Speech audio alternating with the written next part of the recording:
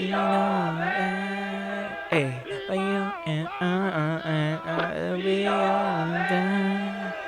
have zero clue what the hell they're saying, but I'm vibing with it.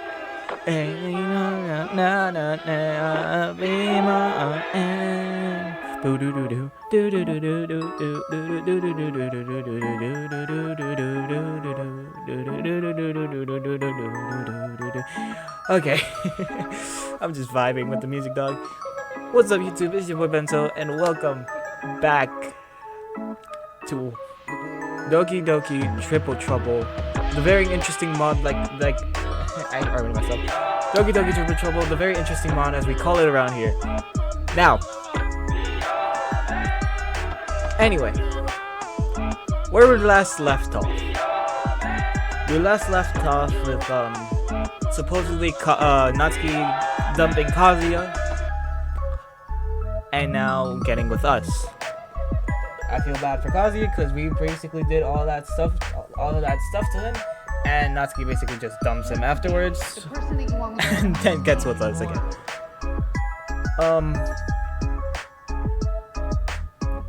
She made a promise to us at the end of the episode, last episode, where she promised to only be with us and only us. But sometime later, afterwards, we seem to see Natsuki getting all buddy, if you would like to call it that, all buddy with Carl. No, not Coral from Walking Dead. Carl, the wannabe Goku with his spiky yellow hair. I just want to punch him. Okay, when she gets all buddy with him, this dude also gets to buddy with her, and we kind of snap at her. Because of the actions that she did, there is a saying, actions speak louder than words. Because of her actions, we find it very hard to trust that she won't be doing what she did to Kazuya to us. Although we don't have like any right saying on that. You know? Okay, you know what? I'm rambling too much. So anyway, let's just get into the game. Oh yeah, and before we start anything, we did, because of that, Natsuki's now mad at us. Mom and dad went out. Yes, we have parental figures in this game, like actual parental figures. That is cool, all right. Our father is cool. He's chill. Anyway, they all left out of town to go look at some property. So we're now home alone. You know what that is? Getting drunk and parties, which I haven't done neither, and nor will I do them. Stay no to alcohol, kids. It's not good for you. Anyway, because of the chance we now have with the house all alone, we decided to invite Natsuki over to try to make amends with what we did. Now enough with the rambling, let's just start it. Okay, she's finally here. I have no clue how this evening is going to go. Wish me luck. Who the hell are we talking to, my subconscious? Hey, Nat. Sup? Oh, damn, it's awkward. Very awkward. So, wanna come in? Well, I'm not here to stand outside, am I? Fair enough.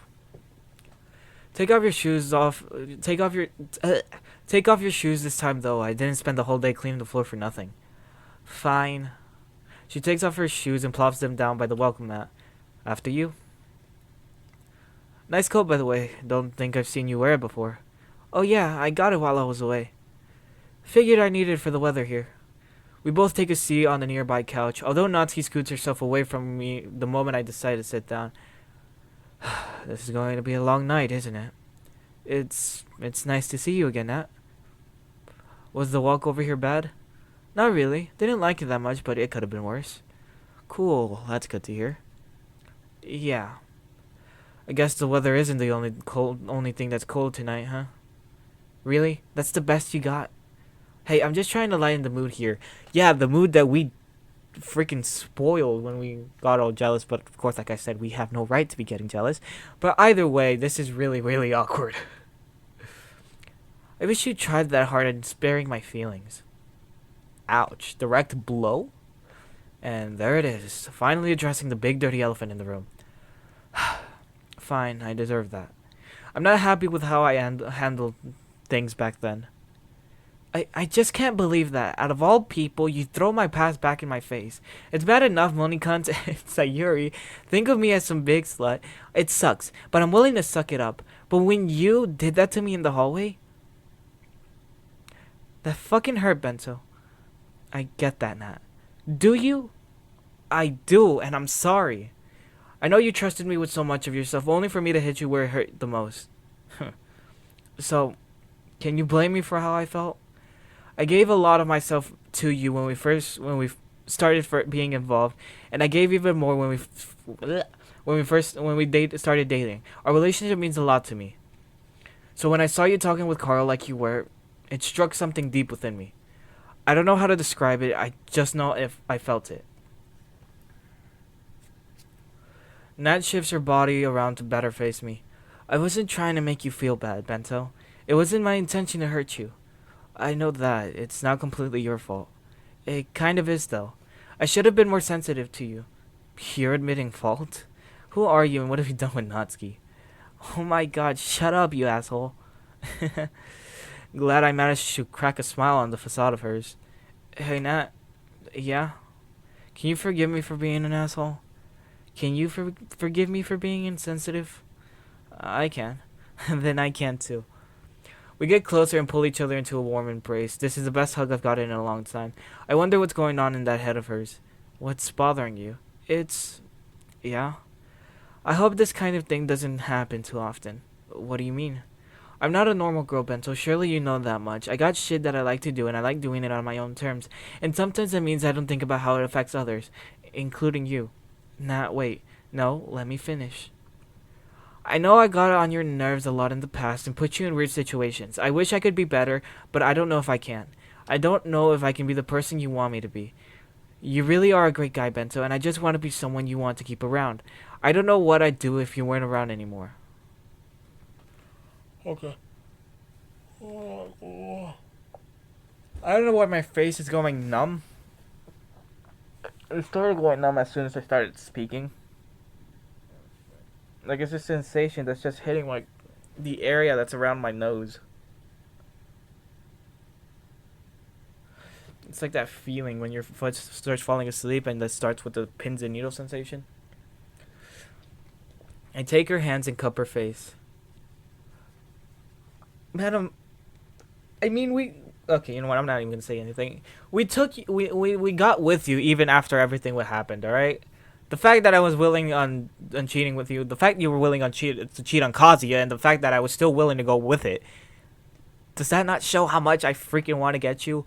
Though it's a bad way of getting with a person, it's a very horrible way. Natsuki, I have a question for you. Yeah? Do you love me? Yes. You love me? Yes, I do. When you love someone, you work it out. You don't throw something like this away. And I want to be careful with something like this, because I fell in love with you for you. You're funny, witty, pretty, and not gonna lie, you have a bit of spice to you. Really? We brought back that sentence? I know you're not perfect. I'm far from perfect myself. Nor do I want you to be perfect, because you're already good enough for me. Okay. We may be a complete asshole when it comes to getting the person we want, but at least we are good at consoling people, okay? At least we're good at that. I love you, babe. I love you too, Nat. I pull her in for a big kiss. I'll never get over how soft her lips are, nor the sensation of her body against mine during these intimate moments of time. We break apart after some time while I try to hold into the fleeting feelings of her lips on mine. Say, why don't we shift gears and actually watch something? Okay, sounds good to me. Let me just get comfortable first. Want anything from the kitchen? Sure, you got any snacks and hot cocoa? I should, yeah, let me get enough for the both of us. Perfect. I know exactly what we're gonna watch. Oh, what's that? Get your butt back from the kitchen and you'll find out. Yes, ma'am. With that, I get up from the couch and start thinking about how I'll go about getting everything ready. Did she hit me? Did she smack me in the face? The fuck? Hey. Don't keep me waiting. Wouldn't dream of it. Okay, now I head off to the kitchen. I look back at Nat before I go around the corner. Oh wow. Long leggings and a thin long sleeve V-neck. She has no right to look that good in those clothes. I see her bend over to pick up her purse from the ground before heading back to the front door to hang up her closet. Her jacket. No. Oh my gosh. Her butt looks so good in those leggings. Holy shit. Before I got too lost in thought, I snapped my focus back to going to the kitchen. After all, the sooner I finish, the sooner I can get back, and the sooner I can. I didn't read that last part. Okay, babe, I got everything you asked for. Yay! Wow, that's something I haven't seen you wearing before. Yeah, the top and leggings are some things I picked up from the Koozie store. Oh, the Koozie store, the Koozie store. You like it, Bento? I like everything about you. And I like that koozie on you. But real question though, how the hell did you afford that? Not like that's a total surprise or anything. Okay. Oh my gosh, the sensation around my nose the bridge of my nose is not nice. I place the hot cocoa and snacks on the coffee table and take my seat next to Nat. So, DJ, what are we watching tonight? It's this movie about a group of Chinese high school students who are sent to this island by the Japanese government and have to battle to the death. Why? I think it's to... Alexa, shut up, please. Thank you. I think it's to do with the crime rates or something. I don't remember. Not the kind of thing I was expecting you to watch, if I'm going to be honest. Why? It's a good movie. Plus, there's something I've wanted to share with you. Then, by all means, put that sucker on. Nat takes my remote and searches for the TV on the TV. You're telling me you didn't have it put on already? Really? After a little bit of researching, she finally finds the movie in question. Feeling a little bit cold? Maybe a little. I know the perfect fix for that. Oh yeah? Yeah, I do. Go stand in the corner, it's 90 degrees there. Ha ha ha ha. Real funny, Bento. Really? That's the best we can do?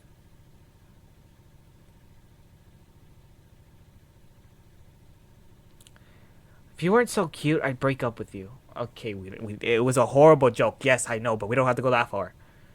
For real, though. Come here. I pat on my lap for emphasis. My pleasure. Chick-fil-A! We sponsored by Chick-fil-A, people. No, we're not, actually. Chick-fil-A, please don't sue me, please. Don't sue me because I said that, please. She walks on over and takes a seat on my lap like it's the best seat in the house, followed by her digging her butt into my lap and her back into my chest. I don't know if this is to make herself comfortable or to arouse me. Either way, it feels pretty good, so I'm not gonna complain. Carnage lust. Feeling better? Much better, babe. Awesome. She leans over to pick up the remote and hit the play button. You still haven't put the movie on? Really? Yo, what the fuck? They blew off his head. Yeah, man, and serious. Who thought this was a good idea? Dumbass, if you were reading the subtitles, you would know. I hope she doesn't catch on the fact that I've been staring at nothing but a cleavage for the last 15 minutes. Hold your urges, kind sir. Also, the crazy guy with the pompadour is totally gonna kill a bunch of people. I think so. We'll find out when we get there. No! I like those two. The chick was kind of annoying, not gonna lie. Come on, babe. Have a heart. I do. Just not for annoying bitches. I strongly resist the urge to laugh. Unfortunately, a snicker escapes from me in the process. You know what? I can respect that. Eventually, we reached the lull in the movie where the main character and his female friend hunker down for the night to plan for the next day. Not gonna lie, I've been enjoying the movie so far. A lot of great action. Nice company and constant wisecracking made the experience even better. It's nice to see the two of them have made it as long as they have. I agree. I like them a lot too. I hope they make it off the island and move on with their lives. Hey, babe. She flips herself over, so we're now face to face. Coming soon to own on video and DVD.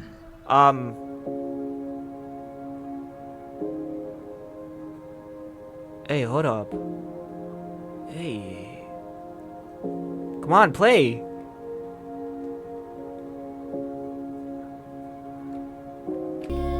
Hey. Hey. Yeah. Bro. This freaking music. I will never get tired of the music from this game. I will never. Okay, first of all, the game said that she turned around to face me. We were sitting. How the hell did we end up like this?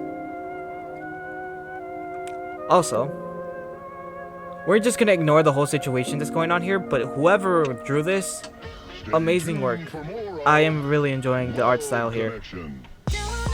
Hey. Hey. Yeah. Yeah, nah. What are we gonna do after high school? What are you talking about? Like, are we still gonna be a thing? I know you're going to your fancy pants college and all. You're probably gonna meet some other fancy pants people. I don't know if Yuri counts as fancy pants people. Tea drinking aside. You know what I mean, dummy. Is that something that's been on your mind lately? What? No. It's not like I'm going to miss you or anything. I wonder where I've heard that before. Seriously though, school won't be the same without you. A lot of things won't be the same without you. I know that. I stroke her cheeks and brush her hair back from her face. Hey, let's just enjoy our time together one day at a time, okay? I can do that. What do you want to do after the movie ends? Depends. Do I have to leave? Not if you don't want to. My folks are gonna be gone for a few days. You can spend the night if you want. Is that so? Then I think I know what I want to do then. Tell you what. Let's finish the movie first since we're close to the end. Then we can take this party upstairs. Deal? Oh, come on, y'all. Okay, deal. That gives me one last good kiss before flipping back over to watch the rest of the movie. See, it says that okay, you know what? I'm not even gonna say shit. February 4th, 6th month of a relationship. Actually, it would be 2 or 3 months into the actual relationship. Hey, I won't be able to text you. I'll text you tomorrow, okay? It's all good. I had plans tomorrow anyway.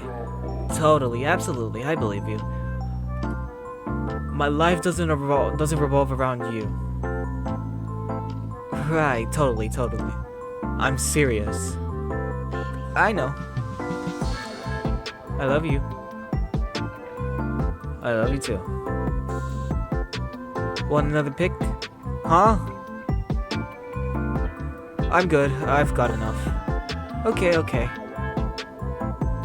I'm wearing cute lingerie, so it's your loss, but I'm not cracking under this pressure. Okay, you monk.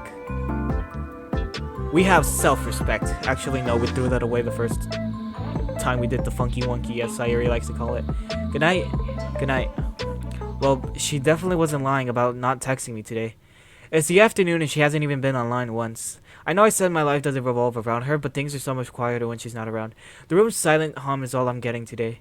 Might as well get up and do something productive. A rickety knock on the door energizes me. I snap out of bed and answer, only to see my mother's less pleased face. Someone's at the door for you. Thanks, Mom. What? I'm so disappointed in you. But I didn't do anything. Uh-huh. I leave my room and scale down the stairs wondering who's behind that wondrous knock. Maybe it's Sayuri. Maybe I can finally get that chance to clear things up with her. Even though I was the one who messed up. And it probably wouldn't make sense for her to come on me because it's my responsibility to go to her. Maybe it's Sayuri. I open the front door only to be greeted by a much better sight. Natsuki, She jumps into my arms. I hug her tightly. Holy crap! What are you doing here? I thought you were still out of town. Yeah, well, you thought wrong, you big dummy. Nat punctuates her declarations with a warm, wet kiss. Her loving warmth shields me from the cold air better than my thin t-shirt and shorts. I wanted to surprise you, babe. I was going to spend time with you, but I just remembered that you said you had plans today. I did? Yeah, you said you had some big, fancy-smancy plans. Since your life doesn't revolve around me, remember? I don't remember saying they're fancy-smancy. But you're right, I do have plans. In fact, why don't you come with me? We can make a date out of it. So, you mean like a date? No, just a play date. Of course a date.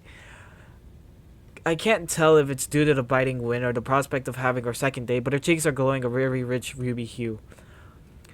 How do you know I didn't already have plans? Oh, did you already have plans? I will as soon as you hurry up and get dressed, dumbass. You want to come inside? I would, but I'm pretty sure your mom still hates me. Right.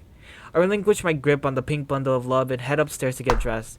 However, I'm greeted by a swift smack to my butt as I turn around. Oh, so that's what it was earlier. No.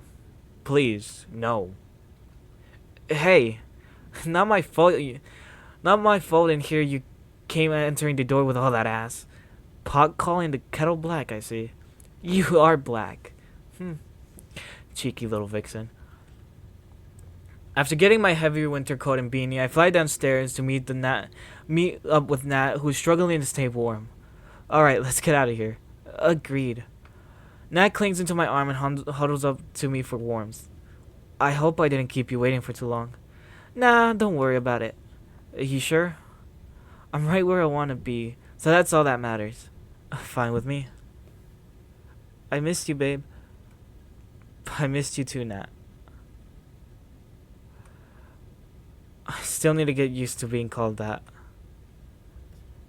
She giggles at my awkwardness, but I can't help but smile as I watch her. Her rosy cheeks jiggle as she scrunches up her nose in the way she always does when she laughs at something I say. Her mirth brings a vitality to the cold, snowy landscape that I've become accustomed to for the past couple weeks. I wish I can get snow, bro. Down here where I live, we barely get snow. My arms find itself around Nat's shoulders as I pull her closer to me, glad to have my source of joy back in my life. How was your trip? You tell me. You saw the text I sent you. I just meant in general, Miss Sass with S. I wasn't there the whole time. Would have been more fun if you were. To answer your question, though, it was okay. Probably would have been better without without your father around, right? Yep. He's still drinking a lot? Yep. I retract my arm from Nat's shoulder. Does he still... I make a fist and punch the inside of my open palm. The hard smack reverberates off the nearby walls. Does he still beat the shit out of me? I nod, embarrassed of how I chose to demonstrate that. Without another word, Nat starts to remove her jacket. Whoa, hey, I don't want others to... Stop, dummy. It's not a big deal. She then proceeds to roll up the sleeves of her sweater all the way to her shoulder, bearing her vulnerability to me and the cold world around us. Wow. The blotchy tattoo sleeve that documented the worst of her life has all but faded away, a bad memory lost to time. If I wasn't already privy about her troubles, I would have never known she had bruises at all. This whole time, I thought you just got really good at editing your photos, Nat. Nah, I'm too lazy for that. Her usual brand of condor never fails to get a chuckle out of me. Seriously, though, I'm really glad to know that bastard's not putting his hands on you like that anymore. That's cause for celebration. I was waiting for a smile and a, yeah, me too, to break out of her face. Instead, I'm greeting with a listless frown as Nat brings her arms down for a self-hug. You'd think so. I'm so taken aback by the display of cognitive dissonance that I must have the word perplexed protruded out of my forehead. Don't get me wrong, I never liked it when he abused me, not at all. But in a weird way, I kind of felt like he cared about me. He acknowledged my existence enough to want to beat the living shit out of me. He paid attention to me. But as of late, his nightly visits are a lot less frequent. Now he just comes home and drowns his sorrows in cheap brandy. Now he's too tired to cook, clean the house, pay me attention. Now it seems like Papa is too tired for anything. All I can do is blink slowly as I take in every word. I tried doing everything I could just to get him to react to me, coming home later and later, talking back to him, even walking around the house reading manga. He used to hate that shit before. Pieces begin to get together as I think about the past 4 months. I just wanted to feel like I mattered again, babe. I wanted that so badly. What the fuck are we here for then, madam? Have we not been doing a good job? Oh, God. Yeah. But now I realize that I feel it with you. My heart feels. I feel my heart skipping a beat. When did you start feeling that way? She rubs herself around my arm as she comes to my side once again. Our time in your kitchen. You had a girl feeling emotional emotions, you know? Among other things. My face feels like it's on fire. At this rate, I'm going to melt out of my clothes. Wow, Nat, I really don't know what to say. The only thing you need to know is how much I love you. The feeling of her warm lips on mine perfectly punctuate her tender declaration. She pulls herself into me like she's holding on for dear life. In response, I wrap my arms around her waist to keep her close to me. I didn't know how much I meant to her until now, and even after everything she said to me, I'm glad that I do. I love you too. Thanks, you big dummy. Now, can you give me my jacket back? It's cold out here. Yeah, I was about to say something. How are you not cold, madam? Huh? Are you not freezing? I'm gonna get that hypothermia. I was wondering how you were lasting so long without it. I do as she asked and give her back her much-needed jacket. Afterwards, we continue on our walk, feeling lighter on our feet after leaving all that burdensome baggage behind us. So, babe, I gotta ask, how have things been in this temp while I've been gone? Honestly, nothing really important happened. Aside from chatting with you and studying, there hasn't been much else to do. Oh, well, that's pretty lame, dude. Tell me about it. I'm guessing that means you haven't spoken to Sayuri at all, right? My blood runs cold at the mention of the name, dampens the mirth of the atmosphere we just recently got back. We still aren't on the best terms. Fucking coward. I know. Babe, you never tried to talk to her again. I did try. Then what happened? It either wasn't the right time, I lost the nerve to try, or even when I have worked up the nerve to talk to her, she would say that she's busy. I get that she's dating Finn, but Sayuri's never that busy. Can't say I blame her for not wanting to talk to me, though. If someone had said to me what I said to her, I wouldn't want to talk to them either.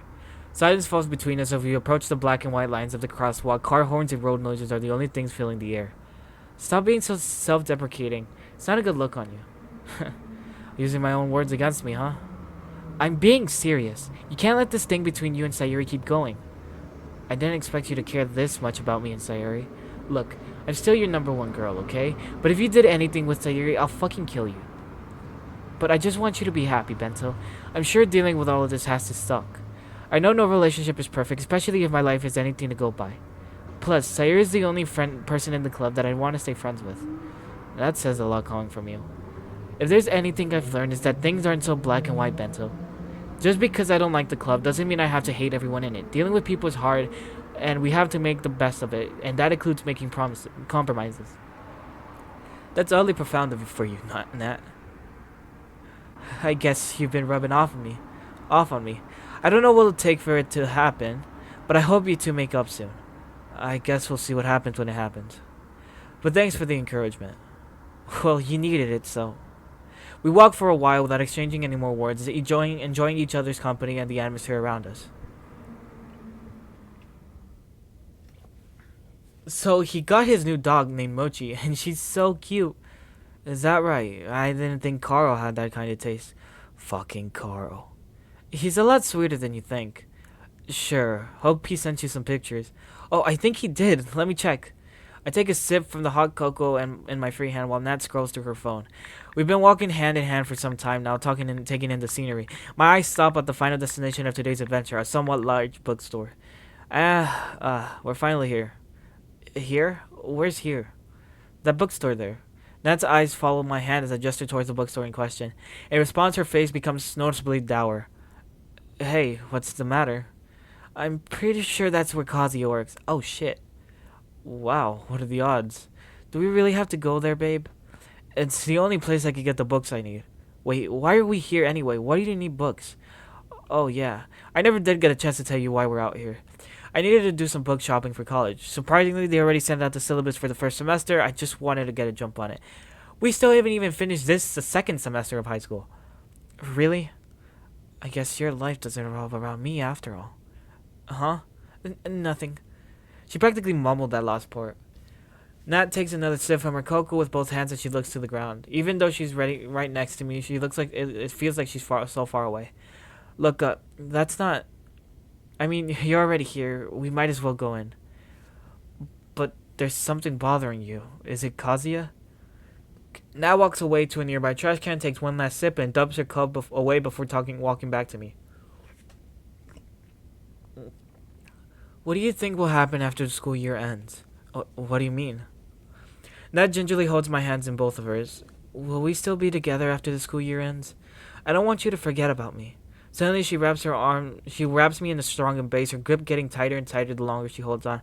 It's like she's scared I'll fly away like a balloon if she were to let go. Hey there, why are you so upset? I can never forget about you, Nat. No, and he's true. Alright, I've been a Natsuki stan since 2017. Alright? You really mean it, Bento? Why wouldn't I mean it? I don't know. You are the most beautiful... Oh, we're doing this. I gave her a peck on the left cheek. Important. I give her a peck on the right cheek. Finally, I give her a peck on the lips. Girl in my life right now, Nat. Her smile is almost as radiant as her blush. I just want us to stay really close after school ends, okay? Yeah, unless something drastic happens, I don't see why we won't, you know? Who knows? We may even still be together while I'm in school. I'd like that. Nat comes in for another hug, but it's not so tight this time. I pat and rub her hair because it feels like the right thing to do here. I can make out her faint purring emanating from her as I do so. You ready to go inside? At risk of sounding like you, what about Kazuya? What are the chances that he's even working today anyway? I'm sure we'll be fine, Nat, and look, the quicker we go in, the quicker we can come out. Then we can go somewhere and I'll show you I'll show you just how close we really are. Really, dog? Really? Catching my drift, a devious smirk creeps its way onto Nat. Yes, sir? Now that we're finally on the same page, we make our way into the bookstore. Immediately, I'm greeted with a much warmer environment than the one we previously left. Between the indoor heating and relaxing music, I feel right at home. I take a deep breath now that I can actually relax. The scent of ink, paper, and coffee from the nearby store fill my lungs. Wow, Nat, this place isn't so bad. I haven't been here since I got the last PG volume. That long, huh? Yeah, that long. Maybe we can visit the manga section and find something for us to read afterwards. Sorry. We turn to make our way deeper into the store. Oh, snap. What are the chances of him working today anyway? Said Bento. Well. Who'd have thought I'd see you two here? I take a deep breath. Okay, I don't know how to free that. I collect myself. We both turn around and address our more than familiar greeter. Hey, buddy, how you been? Hey there, Kazuya. Long time no see. Hiya, Kaz. The three of us stand there awkwardly, with only the calming bookstore music filling the silence. It's almost surreal seeing Nat's past and future together in the present. I notice Kazuya looking down at us holding hands. So, you ended up with him after all. Honestly, I can't say I'm not surprised. With how the both of you have been canoodling behind my back, it's only natural. Hey man, look, it's alright, Bento. You don't have to explain anything. I don't? Nah, man, I put all that behind me now. Way to go, man. Way to go. Way to move forward, dude. Soon enough, you and I would have graduated and moved into bigger, better, and taller things. Plus, being newly single in the drama club does have its perks. All girls club? All girls club. Hell yeah. Yeah, I've been in the drama club for a while, not gonna lie. It's a pretty fun club to be in. It's been a good outlet for me to express myself, especially after the breakup. I can't believe you're saying all of this in front of your ex, man. I'm not. I look down and look around and notice Natsuki's nowhere to be found. It's freaky how she just disappeared like that. I guess it's just us, huh? She didn't last long. A sinner can't look at her own sins in the face. I'm going to level with you here, Bento. Kazuya performs his trademark putting a hand on my shoulder routine, however it's in a manner of concern instead of remorse or malice. I'm sure you're feeling pretty good about yourself since you finally got the girl. I just want you to be careful with her, man. You're not jealous, are you? I'm telling you this because I know you're not a bad guy, Bento. I just hope you know what you're getting into. Of course I do. Nat and I have an incredible relationship. Right. Of course you do. Well, I have to get back to work now. If you need help finding anything, let me know before I go. Actually, I need help finding the stationery section. Oh yeah, it's right this way.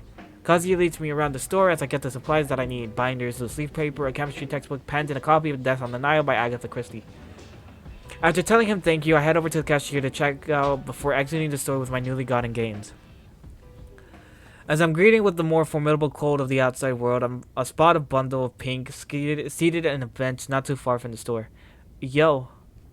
I hustle over to her, feeling butterflies in my stomach and the veins popping up my head. What the heck was all that about, Natsuki? Why'd you leave me with your ex? Hey, don't yell at me like that. You're right, I'm sorry. I tried taking a deep breath to calm myself as I sit next to Nat on the bench, the air around us becoming as stagnant as the wind dies down. Seriously though, why'd you leave me in there? Kazuya's not that mad anyway. Dude, it's whatever, just drop it. Seeing that you said it's whatever, I'm inclined to think that it's not. What, you think I'm one of those girls who say the opposite of what they mean? Yes.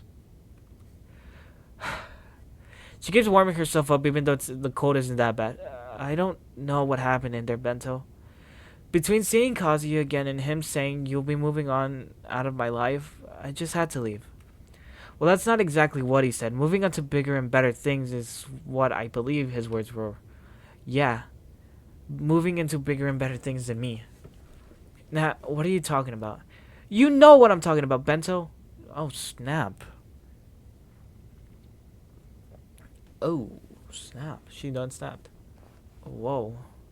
Natsuki's outburst catches the attention of some passerbys, but not for very long. Although she's not angry at first, the more I look at her, I realize that she just looks terrified. I do know what you're talking about, and I know what I said earlier still applies, Nat. I'm not going anywhere. Nothing's going to change that. I know. I know you really mean it when you say it. I just need some time to myself. It cleared my head. Well, hey, you can talk to me, Natsuki. You know I'm here for you. I know. I really do.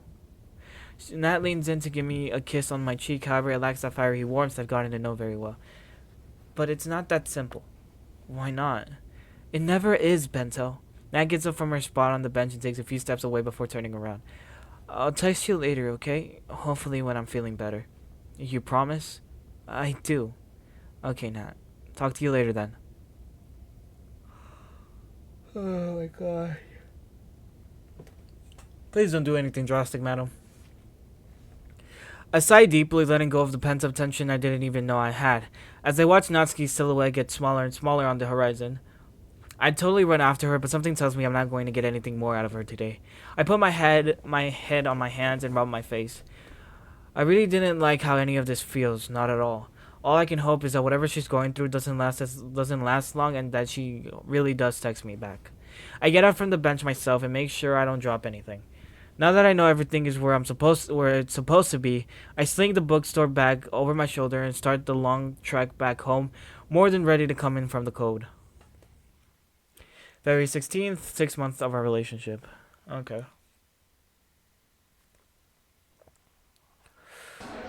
Oh, we're in school. Okay. I groggily make my way to the computer lab, just glad that I have a relatively more relaxing class to rest from the mental grind. Even though I'm carrying a relatively light bag, I still feel particularly heavy. The chilly winter winds don't help the mood, as I hear the world screaming at me to go inside and stop bothering it. Sadly, the world doesn't know that I'm not one to stop bothering anyone. My mood jumps back up as I see a certain pink-haired Marvel standing around by the lab's entrance ready to enter the first period. At the very least, I know that I'll definitely be filled with the energy by the time she makes any kind of move. I try to prepare myself to start our little back and forth, however I stop my steady approach as I see another figure approaching. Oh my gosh. Fucking Carl. Every time I see you, dude, I have to hold back the urge to punch my screen, alright? Get a better haircut, dog. Get some better eyes, alright? Who you trying to be? Who you trying to intimidate? Cause you ain't intimidating no one, dog. Alright? Goku wannabe haircut. Like, seriously, dog. How does everything fall on this side but this sticks up? How much hair gel and hairspray does it take to hold this up?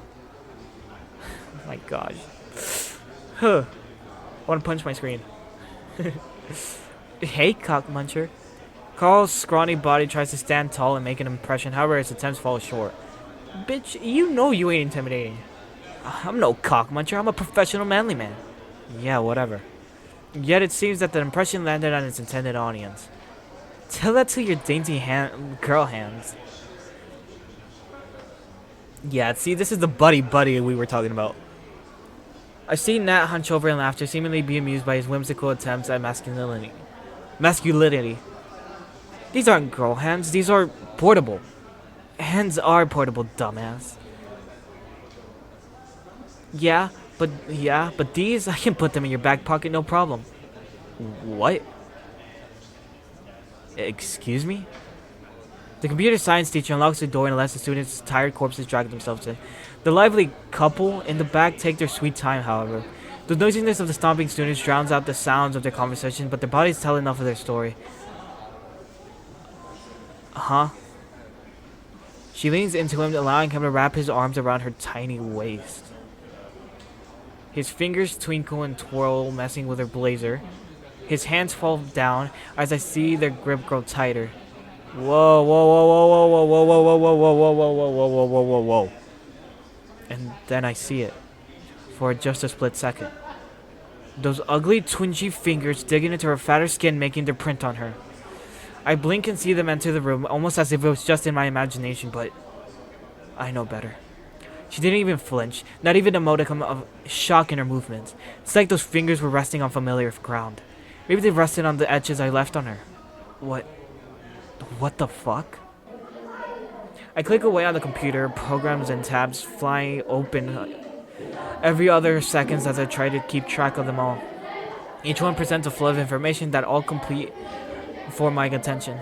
I already know what each one holds, but I still can't help but feel overwhelmed. Finally, I click on the loading space on my assigned project as I prepare myself to put the finishing touches on it. I mindlessly type away the lines of code I think are necessary to tie this monstrosity together in a comprehensible package. I see some comments that the teacher left in the program telling me that the code is needlessly complicated and will bug out horrendously when run. Like what? Am I supposed to start over and give up all that I worked on with this? I was never able to write a program like this before. I'm not going to give up on it. With the last lines of code typed out, I'm ready to start running this beast and iron out all the kinks. Let's tap F5 and an error message pops up reminding me of a small syntax error on line 1276. That's okay, it's just a syntax error. I polish it up and rerun the program. Another error message pops up telling me that of an unhandled exception type on line 2108. Alright, that's fine, I'll figure it out. I try quick easy fix and rerun the program. Another error. Try to fix this one and rerun it again. Another error. Once more. Another error. They keep popping up no matter what I do. Keep calm. I can just keep fixing it. F5 and run. Another error. Everywhere I look, there's more and more faults. I can fix it. I can. So I just keep trying and but it keeps failing. I want this to work. Why won't it work? Another error.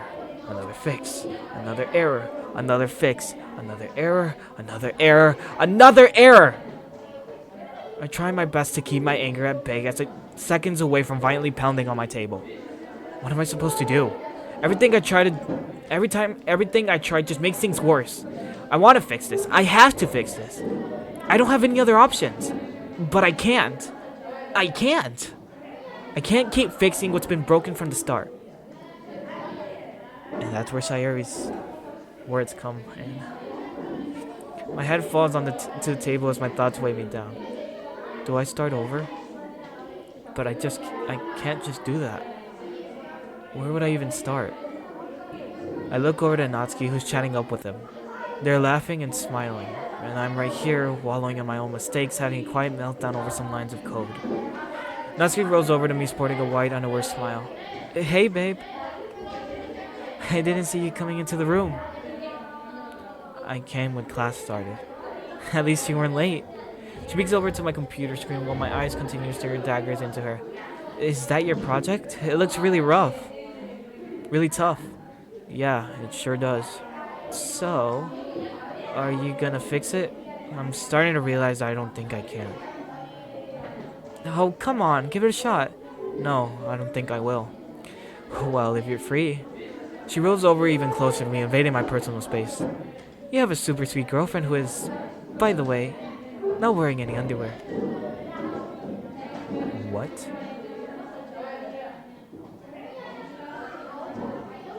So, he grabbed your bare ass? Okay. Okay. How about if your brain isn't rotting right now, he can fool around. Really? What do you mean, really, dog? We're not, like, we're just not gonna ignore the fact that Carl did what he did, and especially with you not wearing anything underneath. But you came to school like that? My voice fades into the back of my throat, leaving me sounding like a pile of burnt gravel. That offer seems tempting, but I'm currently having an A/B conversation with my computer, so how about you see yourself out of it? Damn. You're in a mood. Are you okay? I'll be okay once I have this done. Okay? I love you. Yeah, thanks, Nat. Imagine saying I love you to someone and they just say response, thanks. She pitifully rolls away back to her seat, which is conveniently next to that spiky-haired weasel. Look at her. She doesn't even bother with hiding it. She doesn't even bother. So why do I? Why do I keep bothering myself with her? My lines of code stare into my soul, with each error-ridden line highlighted into my eye bleeding red. I hover over the file sub-menu and create a new workspace. I can't fix what's been broken from the start. So it's time to see what I can do now. Damn. From what I'm hearing, bro, shout out to all those people that actually take gosh darn coding classes and actually code. Like, that stuff isn't gonna be that easy, dog. After a floundering attempt at starting over my program, I exit the dark computer lab into the bright morning of the outside world. Oh, Carl. Every time I see you, I resist the urge to punch my computer.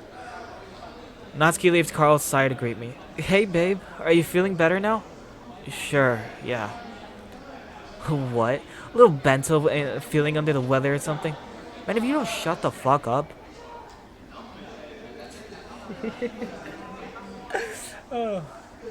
You shut the fuck up, man. I'll fucking kill you.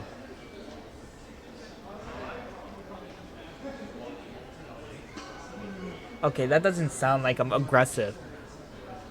Hold up. You shut the fuck up, man. I'll fucking kill you. A little better, maybe. I almost jump at him, but Natsuki gets in the way of my flying fist. Bento, what the hell? Whoa, damn. You okay, man? Carl, leave. I need to talk to Bento alone. Alright, yeah, keep your guy in check before he goes all apeshit on us. Now that was racist. I'm tempted to just throw Natsuki at him and kill two birds with one stone, but I calm myself down. There's no need to sully my permanent record. What are you doing throwing your hands up like that? It's nothing. It's just annoying. I know you don't like him, but he's my friend, and he doesn't deserve to be threatened like that. Hey.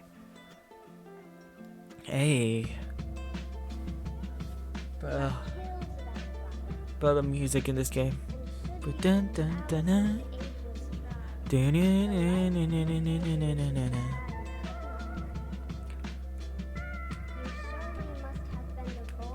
Oh, my thing wasn't fully up. Oh, I'm sorry, y'all. Appear into her unabashedly with murderous intent. Right. Yeah. That was scary. How was that scary, Natsuki? I really thought you were going to punch the guy. Do I have a reason to? No. Are you sure? My gaze becomes even more exaggerated, and she finally meets it head on. We look each other in the eye until it finally clicks. Oh god, no. 3 months! It took you almost 3 months! Look, I can explain. Okay, nope, never mind. We're putting the noise down. Jeez.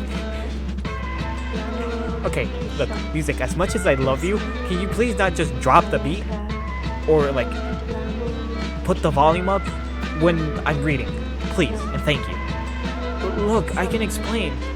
Explain what? He's my friend. Really? Because for a friend, he seemed like he was getting really? Because for a friend, he seemed like he was getting really familiar with your bare fucking ass. You saw that? No, I'm just pulling shit out of my ass. Kind of like what Carl was doing to you. Doesn't make sense. It makes sense to me. We stand still, the wind whistling through the open campus. The path lie empty and the usual body of students stashed away in their classes. Her eyes stare through me like the filled with twinges of both anger and guilt. I'm sorry. The apology leaves her mouth and the wind carries it away with ease. Our silence lets the mood fester. My anger boils over as I look into the sweet eyes that stared at me with love once upon a time. You should be sorry. I can't look into them for too long. I don't want to get lost into the maze inside of them.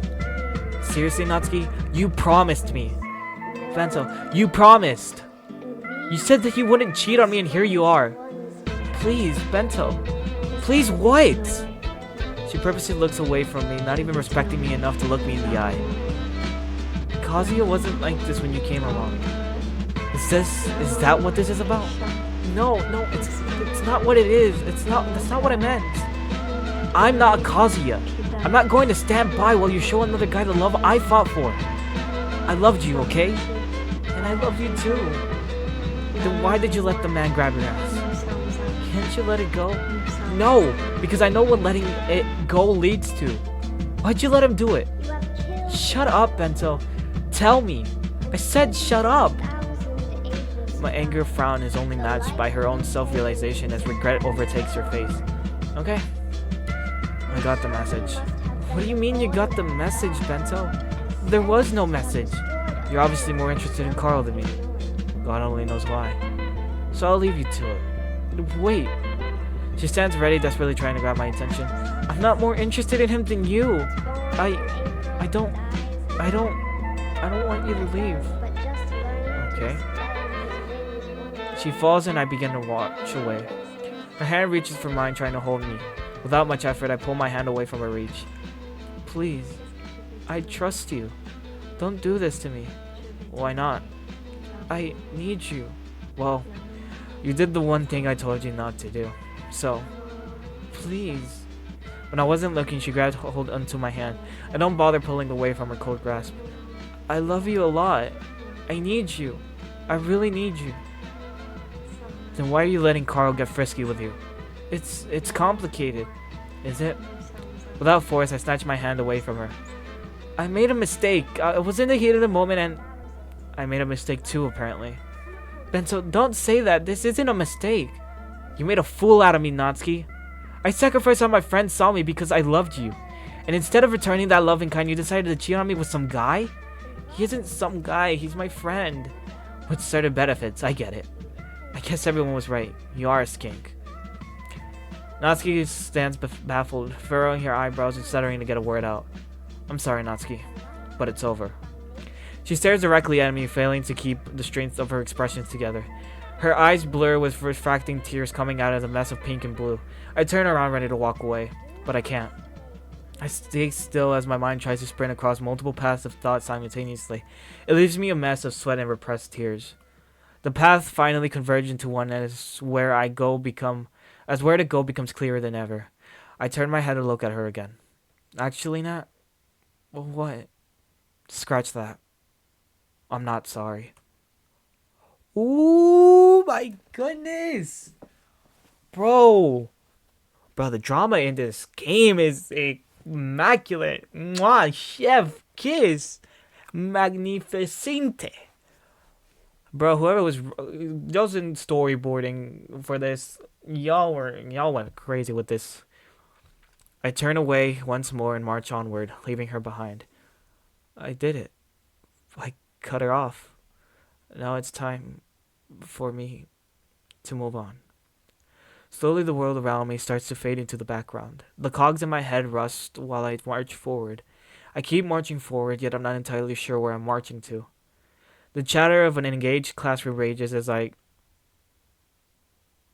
clack away on my keyboard. No. No, I'm at the cafeteria, right?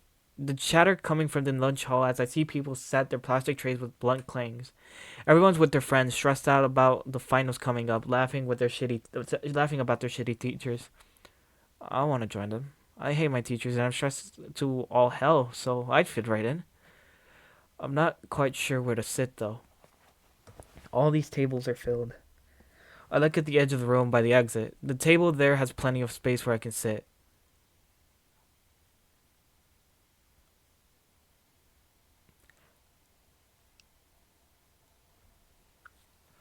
I tell you this.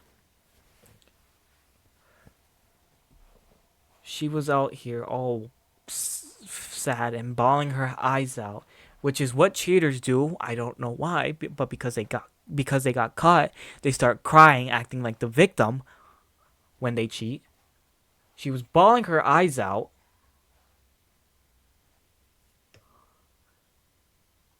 She was bawling her eyes out, saying that she needed me to not let her go and that she loved me. And now look at her. She is now forgotten about that whole thing, and now she's back with the same dude that she was cheating on us with, laughing. That apology was not sincere at all, dog. The laugh continues to echo throughout the halls, even from the empty table. He smiled suavely, but he's not looking at her, and she's not looking at me. I can't sit there either. I guess the table was filled after all. I rush out the cafeteria and swing the doors open violently, being blinded by the invading light. The splashes of swampy puddles on the concrete sidewalk and the whistles of cold air fills my ears. There's nothing else to fill them with after all.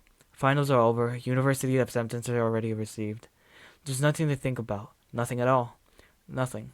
At all. I'm set. My future burns brighter than ever. All I can do is bask in its wonderful light. There's nothing distracting me anymore. There's nothing to distract me anymore. I see my home in the distance, filling me with a sense of relief. My body passively aches, begging me for rest. It feels like I've been out of the house for weeks now, but it's not like I've been sleeping on the streets. So why does it feel all so blurry in my head? Maybe I do need to get some sleep. It looks like finals really got to me. I can't wait to finally just lay my head on the... Sayuri's walking by her house unaccompanied by anyone. After everything blurring together, time slows to a crawl. She looks over her shoulder, making eye contact with me. As usual, she looks away, not pursuing the interaction any further. She pulls out her keys, and the cogs in my head start to turn and break off the rust that they have been holding back in perception. Her head turns the knob of the door open, almost entering her house. Before she can, I scream out to her, "Hey, Sayuri!" She's taken aback by my loud call. Hi." We stare at each other awkwardly for a moment before she moves towards me with her hands tucked behind her. "It's been a while, huh?" "Yeah, it has." Anger tries to muster out of me, but all I can fear is a sense of solace. "We should, catch up." All I can see is she wants to play along and make up like we always do, but it's obvious she can't set aside everything that's happened between us. "I don't know, Bento. We're not exactly on the best terms." "I know, but you should catch up. You should catch me up anyways, even if you hate me." "I don't hate you." "I don't either." So, I start scrambling to find something appropriate to say. My mind draws on a blank. Coming home immediately after school finished hasn't given me enough time to recuperate my fatigued mind. However, taking notice of that fact gives me something to latch onto and ask her. "Shouldn't you be at the club right now, Bento? Finals week is over and the club should be back in order, right?" "Yeah." "But this freaking fly!" She struggles to keep eye contact as her lips constantly part and close. No. No, it isn't. The club's disbanded, Bento." My heart sinks into my chest, burrowing deeper into a hole that has already dug quite deep. "Oh. Why?" "With you and Natsuki not coming to the meetings for the past 4 months, we couldn't really keep the club going. It was just me and Monica after all." The gust pushes me back. I'm tempted to just keep marching forward, but I'm not sure where I can go from here. The wind keeps pushing, as strains multiplying. I can feel the moment slip away like it's a piece of paper on a squally day. Sayuri's eyes soberly peer through the strands of her hair flying in the wind. Actually, it's funny. I haven't really talked to anyone from the club in a while. Have you? I'm afraid to blink and find myself having left my best friend alone to fend for herself. I staple myself to the moment, finally finding ground. Not if I don't count you. You haven't spoken to anyone? Not even Nat? My heart twists around a million times, sending a surge of pain through my entire body. I flinch, the only reaction I could really muster. No. Why not? I smile at her, still carrying a good amount of sadness with me. Are you feeling lonely now, Sayuri? A little bit. Wanna come inside and have lunch with me and my mom? A little bit.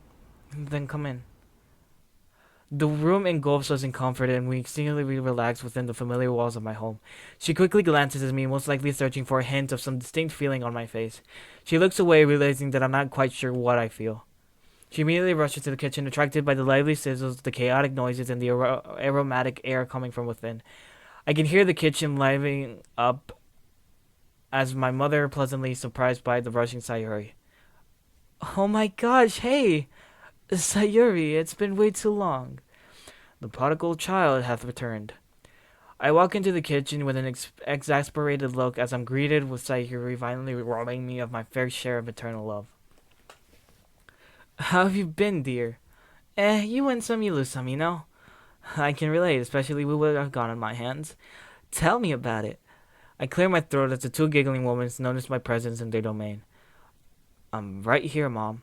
Don't act like you don't know what you're talking about. What you're talking about. What you're about. Mom, don't worry, Benta. She's just teasing. No, I'm not. She's not. I roll my eyes and throw my backpack into the greasy kitchen floor as my mother looks on in terror. Screw you guys. I'm gonna change. Language. Whatever. So moody.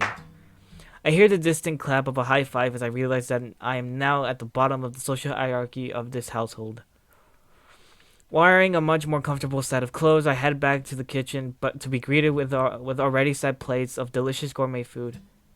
I immediately wonder what sparked such generosity from the carrier of half my genes until I realize that this is coming from the carrier of half of my childhood memories. Only one thing comes to mind. This stinks. That's rude. Not the food. The food looks great, Mom. I love you. Uh-huh. It's the setup. It stinks. Do you want to eat in the living room? No, eating in the living room is only for people who can keep all their things tidy and clean. My mind flashes to a traumatic childhood memory as I sigh in response to what comes next. We're really going to do this? We're not doing anything, Bento. Oh, yes, we are. I think we should sit down, Bento. Throw my hands up in the air to succumb to their influence. Guess it's time for the good cop, bad cop routine. With the filled out table, the clings of poultry on metal plates fill the kitchen. Oh my god.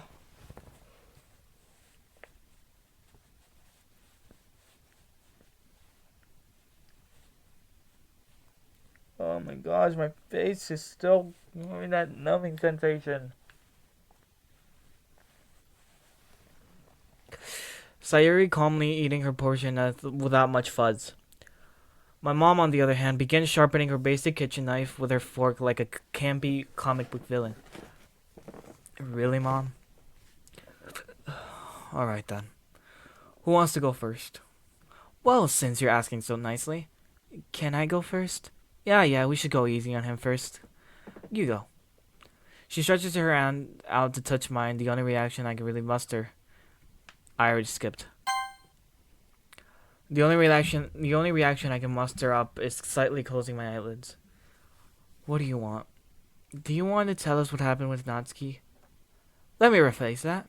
Tell us what happened with that sewer rat. I resist the masculine urge to smile at my mother calling a girl a sewer rat. Look, you guys can drop the whole good cop, bad cop thing. I was planning on telling you guys it today anyway. Really? That's good. I'm not dropping anything. You need to be scolded properly. Thanks, Mom. I set down the clean cutlery. Well, I guess me and her, we We have officially stopped seeing each other. Sayuri ecstatically stands to attention, her face lighting up with joy. You're kidding. I'm really happy for you. Right. I just got tired of it all, I guess. So I told her we couldn't keep doing this. My mom slaps me across the head, almost making me fall head first into my full plate of food. Hey, what was that for? For taking way too long to break it off with that cheater. So you resort to domestic abuse? It's called discipline. It's called assault and battery. Oh, please, as if you didn't deserve it. I looked to Sayuri, whose only response is a laughing shrug. And here I thought I raised you right. You did. That's why I broke it off with her. It only took you a snail's age. You shouldn't have gotten involved in the entire situation in the first place. I'm sorry, okay? I'm sorry.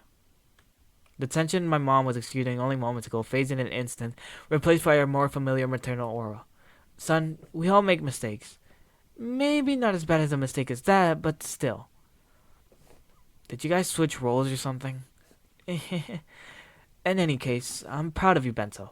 I know it must have been difficult for you to do what you did, so I'm proud of you for finally coming to that decision. You're still extremely dumb and you should have known better, but I'll take what I can get. My gaze slowly falls to the table as I pick up the cutlery once more. I try to cut into my food, but for some reason, I can't seem to do it. Bento? Are you sure? Are you okay? Okay, well, maybe what I said isn't the entire truth.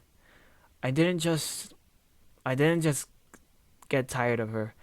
The truth is, there was another guy. They were getting too close for my comfort, and I couldn't take it anymore. I couldn't take the feeling I was making the same mistake that Kazuya did. I desperately started clawing at my overgrown hair, trying to find some kind of emotional grounding.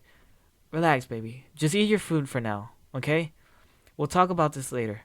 My mind tries to find comfort in those words, but they slowly grow to reject them. I've been marching forward for so long, trying to ignore what happened, but maybe it's time I just sit down and reflect on what happened, on what I did, on how I felt. No, I don't want to talk about this later. I keep thinking that later will sort things out for me, and it never seems to. I think I want to talk about this now. Mom, Sayuri, I fucked up. I really fucked up. And I feel fucked up. This whole thing, this whole situation, I feel like the dumbest guy on the earth. I feel betrayed and like I've been faulted, even though I have no right to feel that way. I am just as guilty of this whole cheating thing as Carl is or as Natsuki is. All because I wanted the girl to like me, to love me, to spend time with me, to be with me. I liked her because she made me feel loved. It helped me trust someone I shouldn't have trusted, and a part of me still trusts her. She told me that she loved me, and I believed her. I take a deep breath. The silence as I try to find my next words are deafening. Their eyes are focused on me. The truth is, I didn't break it off because I wanted to. I wish I did. I wish I was that smart. I broke it off because I feel like I had to. As if I had to preserve my honor. And the worst part is, I think I really miss her. And I'm not sure what to do without her. My head hangs low. I feel nothing but shame. My mom probably sees me as a disappointment. And let's not get started on how Sayuri must see me. She's probably fuming because because I'm losing sleep over a girl that toyed with my heart rather than a girl like her. I'm just a symbol of fuck up right now, aren't I? I'm just the fucking worst. Why did I even bother? Bento? You said that you loved her because she made you feel loved. You're wrong. She didn't. If she really loved you, she would have broken up with her boyfriend and risked reaching out to you. She did, Sayuri. We were actually dating for the last few months. Oh. Well, she shouldn't have cheated on you. That's true. A person who loves you won't ever cheat on you. Thanks for pointing out the obvious, Mom. Bento, I can't say I've been through what you're going through, but I still understand. I understand that sometimes, even if you don't want to, you can feel things that aren't right. I have, so many times. But no matter what, you're still my son. My wonderful, handsome, and extremely stupid son. I let out a chuckle under my breath. I will always support you, even though I was getting on your case a little bit before. I want you to know that it's okay to feel these things, as long as you don't let them guide how you act. In the end, it's all part of growing up, and that goes for both of you. How does it go for me? I don't know, it's just free advice. The bright midday sunlight somehow reaches to the kitchen, and I start seeing things more clearly. My mom and my best friend. And here I thought I had to go looking for love. Yeah, okay. Thank you. I lean into the chair as I let out a deep sigh. Do you feel better? Yeah. Yeah, I think so. Okay, good, cuz I'm starving. Talking about the tea is fun and all, but I kind of want to eat. Yes. Let's eat before the food gets cold. Definitely. After the hefty lunch, Sayuri dismisses herself with a warm goodbye, making sure to hug my mom as tightly as possible. This must be how siblings feel. Like a good host, I see her outside. So, what's the plan now? Go home and take a dirt nap. Your mom's food is gonna put me in a coma. No, I mean, in general, what's the plan? We didn't really get to talk about the club and you with my mom around, so Sayuri brushes her hair aside, her eyes solely focused on the calming horizon. I don't really know. I could always rejoin the club. I can't say the same about Natsuki, but we could probably figure out something, right? Bento, what's the point? Sayuri, no, I'm serious. Yuri's in college. Monika's busy with all her extra Monica things, prepping her speeches and all that other stuff. And that's a lost cause. It's scary to think that the two of us weren't even friends anymore.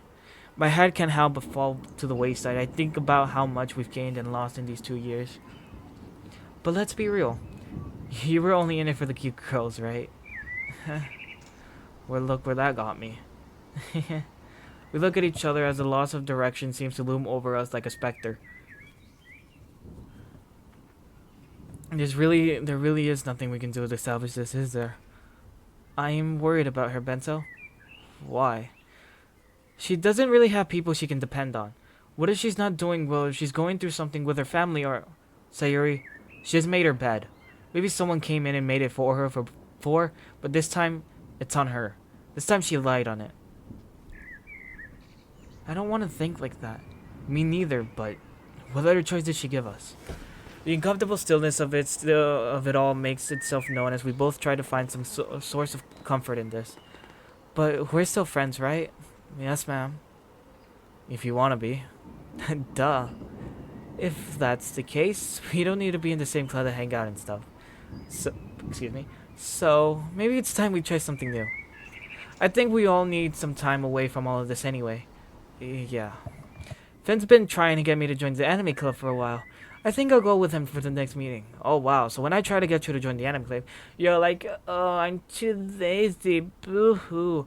But when Mr. Finn does it, you're about it, huh? Really, Bento? I'm just saying, the power of dick is real. That's gross. Stop being gross. We share a small laugh, which adds to the warmth of the already warm sunset. What about you? With all the drama I've been in recently, I think there's a certain club that would be a perfect fit for me. Wow, you're really gonna try that? I've only got a few months. What's there to lose? Plus, Kazuya said it helped him get over his breakup, so if that's what you want, you could always join the anime club with us. Nah, let me just try something for myself for once. Sayuri, I'm sorry. I'm really sorry. I know. I'm sorry too. What for? For breaking our trust. I did that in spades, so I forgive you. Well, you never needed to be forgiven. She wraps me in a warm, gentle hug, which I return without hesitation. Okay then, well... The sound of the shoes stepping on worn-out concrete reaches my ears, and I see Sayuri slowly moving back. My feet ground themselves on the weary sidewalk, and I watch her walk backwards to her home, still making sure to keep eye contact with me. With a smile, she waves at me, signaling me her farewell for the day. I returned the way with a smile on my own. Yo, Sayuri, before you go. Yeah? I love ya. She giggles as her skipping heart starts. Fuck. She giggles as her skipping starts getting faster and more playful. Sorry, Bento. I'm an honest girl. Your cheater trying to work on me. You know that's not what I meant. Sure. She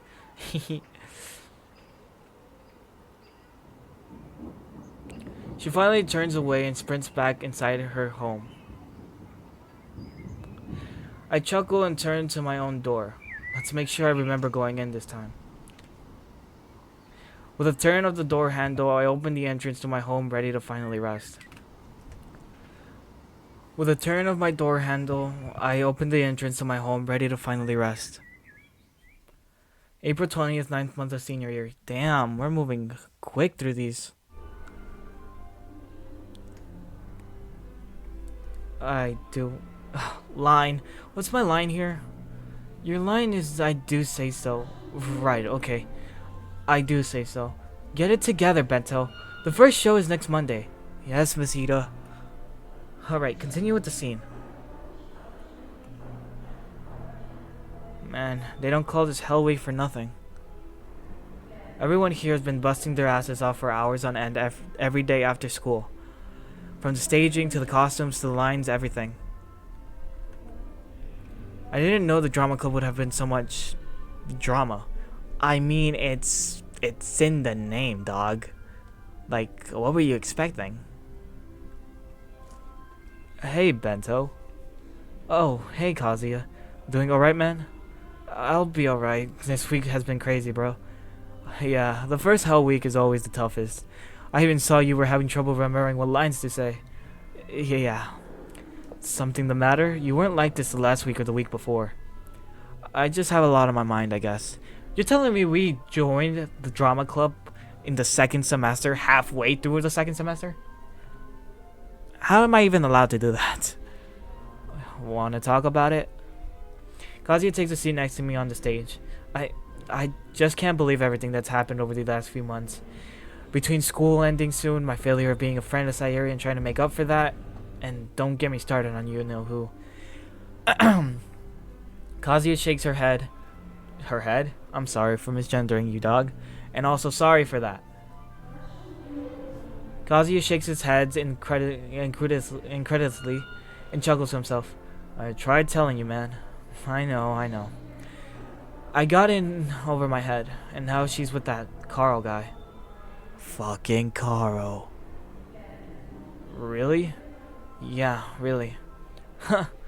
I don't know what she sees in that guy. That's what I've been saying this past year. Yeah, we have. The two of us share a small laugh. How are things between you and Sayuri now? Better now, thankfully. But the fact that I nearly ruined things with Sayuri because of her, Kazuya stops my train of thought with a pat on my back. Hey, Bento, it's okay. At the end of the day, you and Sayuri are still good friends. It can be a lot worse. You're not wrong, Kazuya. Chin up, man. You got way more to look forward to than you think. And you won't see that until you let go of what's behind you. Thanks, Kazuya. Kazuya stands up not long after and pulls me up off the ground. And I know just the thing to help you look forward. Hey, Himari. Himari comes bounding over to the both of us in the endearing way I've come to appreciate during rehearsals. Yeah, Kaz? I want to run some lines with you and Bento here for the cafeteria scene. You down? Oh, sure. You caught me at a good time. I just started trying on costumes. Grand. Come on, Bento. Alright. The three of us make our way to the corner of the stage where the jeez, I'm starting. Oh my gosh, I'm sorry, y'all. I'm a little sick right now, so my throat is hurting, and now I'm starting to get congestion on my throat. So, the three of us make our way to the corner of the stage where the set piece is, and get to work. Next Monday, ooh, we're about to see a play. Ladies and gentlemen, it is my pleasure to welcome you to tonight's production of Kismet.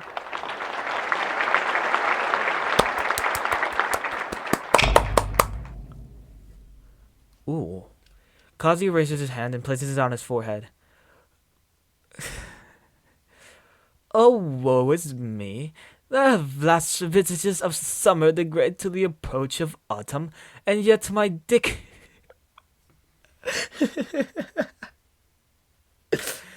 And yet my dick is as dry as the Sahara Desert. I yearn for the gentle grace of a maiden and the oasis that resides between her legs. Hey, yeah.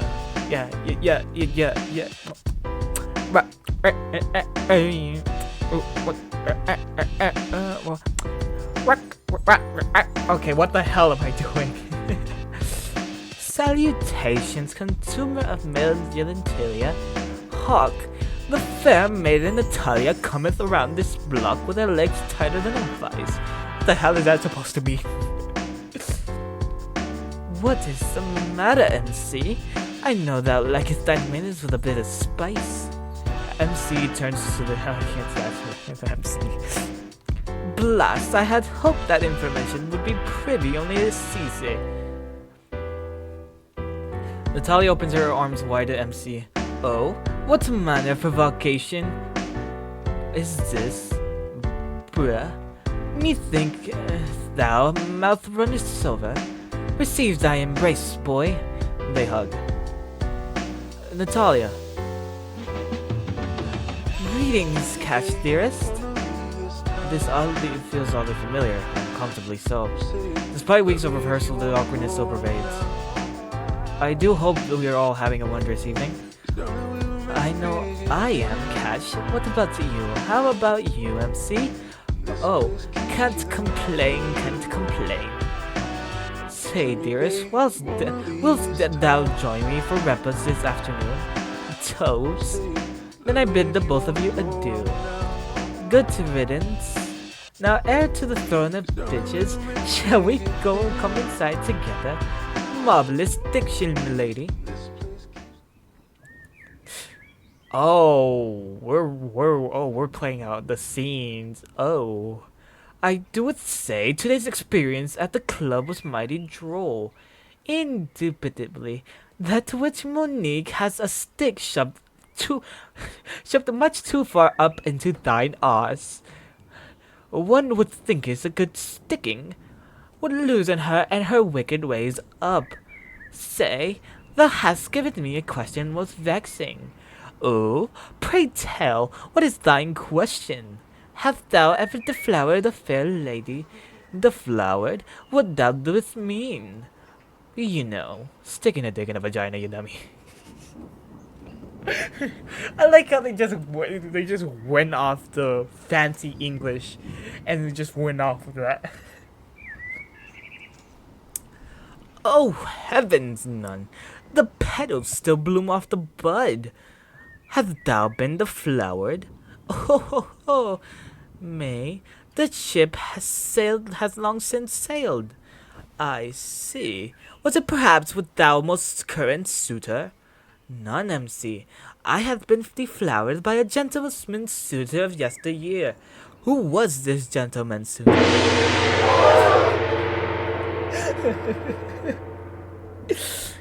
They're not gonna hit the or the. I can't make the sound effect, but you know what I'm talking about. And they just hit us with a Chinese gong. Brian. They changed his name from Brian to Brian. Oh my god. I wish this no feeling on my face to stop. Oh my gosh, it's annoying. Who is this Brian character? I'm afraid I am not privy on his existence. It's not important. Sounds good to me. However, I do wish that prime experience of my life was shared with someone more privy to my secrets. But Natalia, what about your current suitor, Cash? Yeah, it is true I'm already taken. However, I can be taken again. I see. Well, here is my humble abode. Thank you for accompanying me to my domicile. Anytime, Lady Natalia. And they say chivalry is dead. And they say.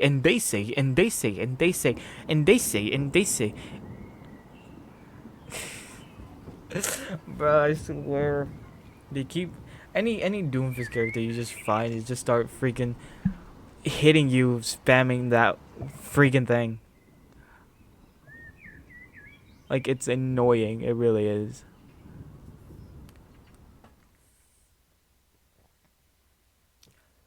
Eek, what art thou doing here? I have cometh to exist thy institution of learning, Natalia.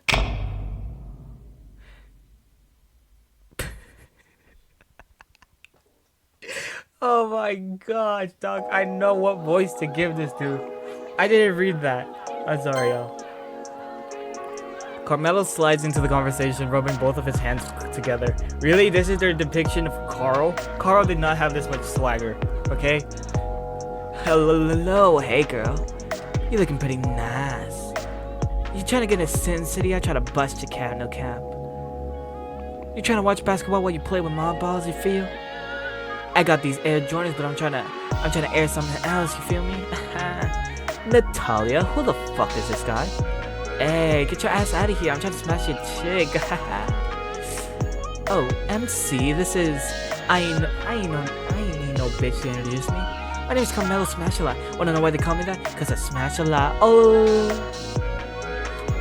before I forget, hey boys, wanna try something out?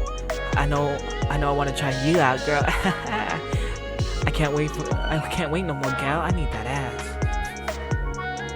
Bro, what is this? Bro, who is this character? Yo, this is certainly improv. Oh no, silly, I want you to try out my brownies. Both MC and Carmelo take out a brownie and eat it. Yo, Natalia, these are pretty swinky. Yo, these are nice and gooey. I want to get something else that's nice and gooey. Stop it, Carmelo. You're being so weird. Hey, girl, you got them buns. I got that icing. You're telling me to stop, but I ain't got no brakes. Speaking of no brakes, I'm trying to break your back. You feel me? Well, Carmelo, I would say it was nice to meet you, but I'd be lying. Well, I would say it was nice to meet you, but let's be real. It was even better to meet me. Hey! No, you should have let it play. Hello, what up? Hey, girl, when I'm done with you, I'm gonna leave you a slump like Sayuri at the end, at the end of Act 1. Why we had to do Sayuri like that? Hey girl, I got a booty call. I'm collecting these bitches like Pokemon. You girl could be Magica cause you be splashing on my dick. Gotta smash them all, you feel me? But I'm gonna call that booty up later, alright? Okay, yeah, I'm not reading that. Hey girl, wanna know why I'm called Locksmith? Cause I got that key to your hole. Hey, yo, Carmelo. That's Carmelo. Is a most interesting fellow. Say, Natalia, doeth thou perchance possess any more of this brownie? Alas, MC, I doeth not. I had given all my goods to you, Carmelo, and the merchants of my goods. However, we can perchance produce more brownies in that domicile. That doeth soundeth like a splendid idea, my lady. Hug, Natalia, your deafness over the beating of dime batter is that of an artisan. Many thanks, MC. I have garnered these skills from the many hours my father hath beaten thine cheeks. Methinks thou would like it, the chance to beat thine cheeks as well. What? Hey. Oh my gosh, they brought this banger back. Do do do do na na na na na na na na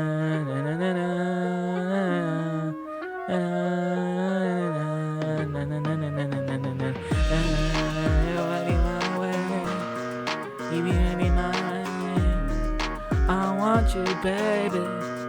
You make me crazy, and I want you no more. 'Cause you're bad for me. Yes, you got it, and you should be yeah, and then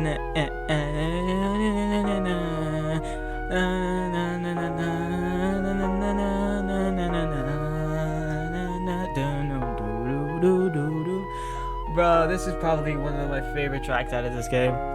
Bro, this was nice. Taking it to the room, no resistance tonight. Lay down on the level night. The pinky or daddy issues got her all twisted. But I'm half fixed now, we ain't leaving no distance. She got me hooked, can't line for falling deep. All that sass, all that spice, man, she keeps me soothing on the surface, but I see what's inside beneath that front. I just want someone who's down around. God bless you, and she just that fuck like up all day, but we know what she wants. Daddy didn't show us, so she got that one love, but I'm breaking it down. Yeah, she knows what's up. Taking it to the room, no resistance to deny. I lay it down. This ain't no lie. That pink here, daddy, yeah, she's got her all twisted, but I'm gonna fix now. We ain't leaving no this. She fishy sweet, she wild, she mind. That pink hair swaying like the hands of time. Caught in her eyes, man, I'm lost in the world. Yes, soon to lay queen, yeah, she's my type of girl. So we lay it down, no more playing shot. It's me and Natsuki underneath that sky. She got that smile, but it's burning so bright. Pink hair, God is rewriting through the night. Hey, yeah, na na na na na na na na na na na na na na na.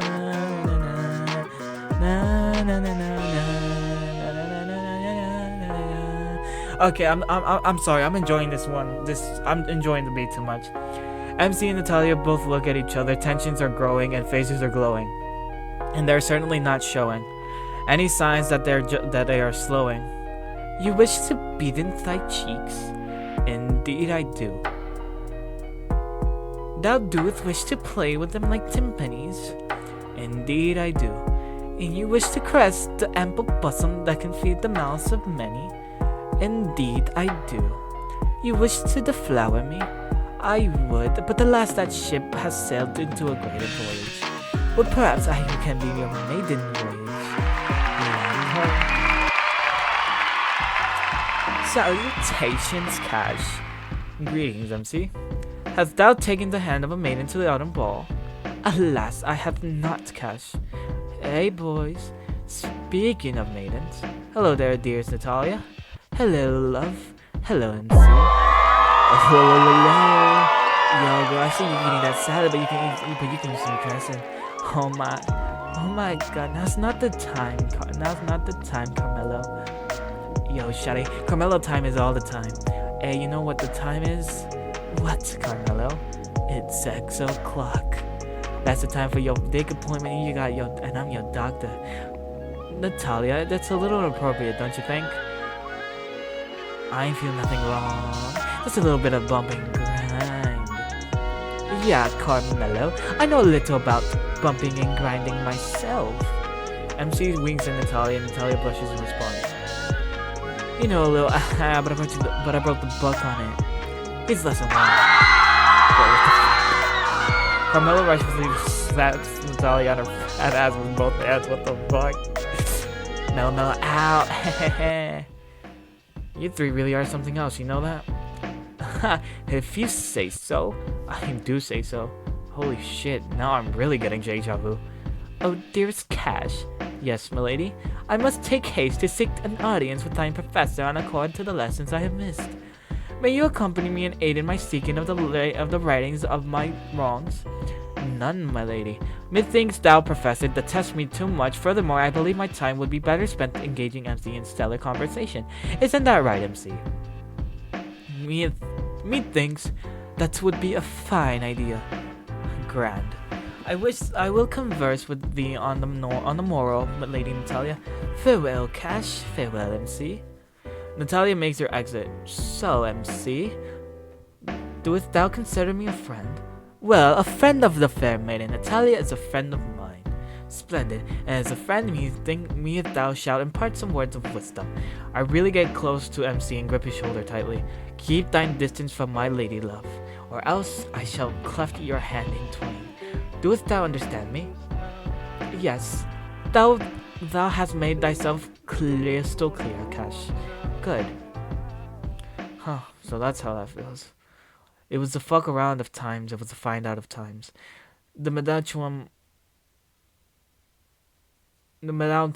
adventures of the lovers, many dances the night away at the autumn ball. Heart Cash's presence has been needed elsewhere. Thus MC must accompany the fair maiden and Natalia to her domicile. MC, may thou speakest on the matter most vexing. What troublest thou so deeply, Natalia? Thou fearest thy union with Cash is in jeopardy. Thou thinkest I am an adulteress. Ho! Perhaps Cash doeth sense the stench of trice most foul. Natalia pouts and looks away for a moment after being caught with her pants down. What about thou, MC? Doth thou findest me fitting for the union? Dost thou lovest me? MC's countenance glows crimson under the sudden stress of the situation. He glances away to steady himself before addressing Natalia. Thy likest thou, lovest thou, in some matter of some sort. Natalia giggles earnestly. Tonight hath been a night to remember, a night thou might consider to be night immaculate.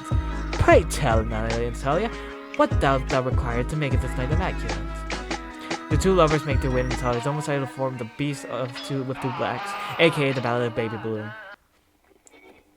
Thou cannot believe thine ears, MC. Thou mean to tell me that thou hast clandestine encounters with the maiden committed to another suitor, and Natalia, I cannot believe thy cohort would conduct herself in such a perverse manner.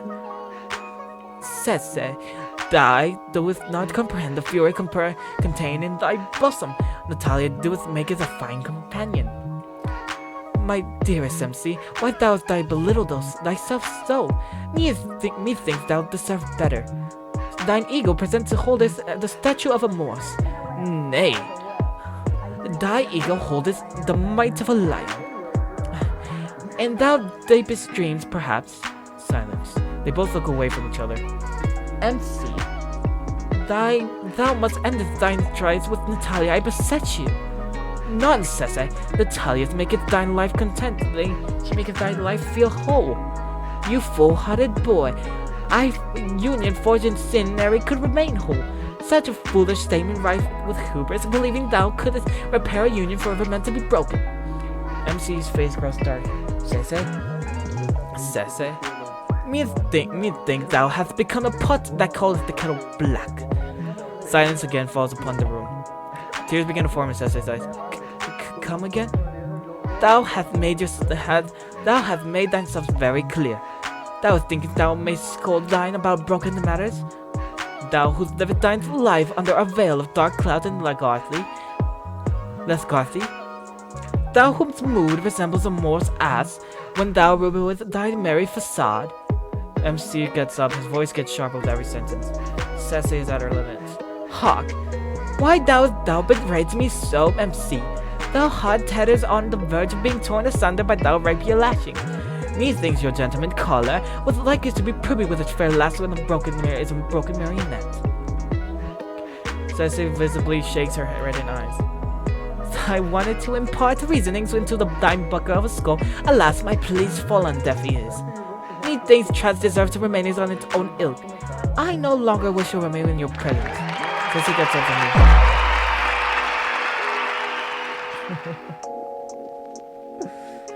Hey, Shada, you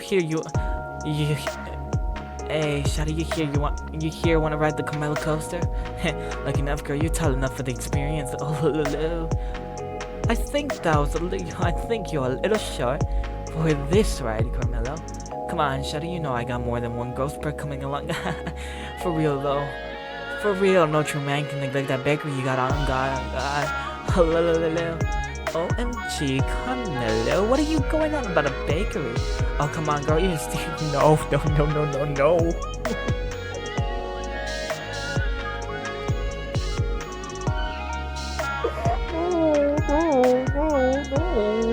That's mean. That's uncalled for. That dude can't see stuff. That dude can't see shit. Oh, come on, girl. Even Stevie Wonder can see you got a fat ass on God, for real. Maybe I do have a little bakery going on. And so, you know what every good bakery needs? And what would that be? A baguette. Want me to preheat the oven and we start cooking? I guess we could I can even work overtime. What? What is this? MC, it's not what it looks like. His hands are on your ass. What do you mean it's not what it looks like? Oh, we're done with Shakespeare. 1 month. It took you only 1 month to do this. What do you have to say for yourself? I was about to smash the chick. Natalia looks at Carmelo and back to MC.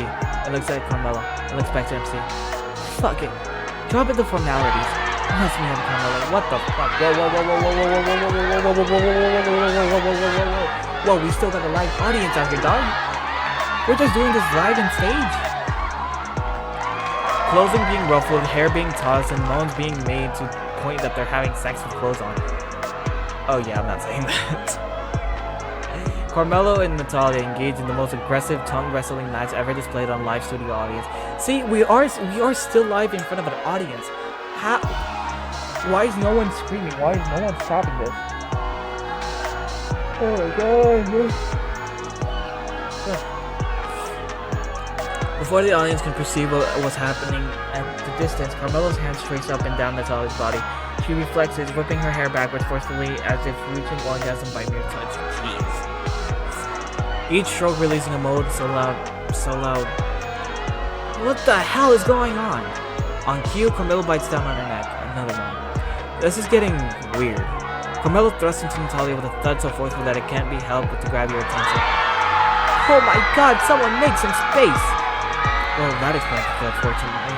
The yells from assistants get drowned out by a cacophony of boisterous teenagers laughing and hollering, and despite of it all these drama geeks keep showing their true Synopsis is achieved.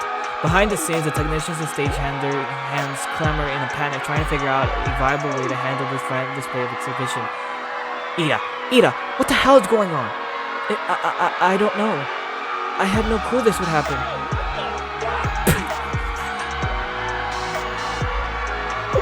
Oh my god, the dude in the background. Hey, yo, what the fuck? What do you mean? You've been working on them for months. Stop the show. What? Stop the damn show! As Ida jumps up from her seat after being barked at and frantically runs to the stage, she waves her hands sporadically to signal the tech booth to cut the spotlights facing the stage. Unbeknownst to her, none of the technicians care about what the faculty's concerns are as they are focused on the more arousing ventures. MC, still spectating from the side of the scenes, crashes down to his knees, feeling too sick to stomach the carnal urges in front of him. Neither the facility nor the audience can tell if this was improv or part of the script. No, this was far from improv. No! Fuzzy is deep and billowing how it resonates through every fiber of my being. I reel myself to the wall, clenching myself with an arm around my torso. Honestly, I can't believe what I'm looking at. It feels also familiar yet. I can't believe I'm that invested into a shitty play, but this is how my life has been for the past year? Ah! My breath hedges as I heave next to the wall. Am I dying? Am I sad? Am I in pain? I don't know. Probably all of the above. I peer backwards to see how the back is handling things. As Ida waves her arms flamboyantly, still trying to get the crew's attention from the directors. She grabs one of their attention. Close the damn curtain, stage crew. What are you talking about, Miss Ida? Can't you see everyone's loving it? She throws her arms down to her side in anger. You close the curtains right now, or your theater grade is an F. I look back towards the tech, despite it being so dark up there. Their pale white face tells all that needs to be said. The message was understood. The stage crew do as they told and bring this tragedy of a comedy to a close. The curtains shimmy their way across the line as Carmelo's jeans shimmy their way down. Whoa, whoa, whoa, whoa, whoa, whoa, whoa, whoa.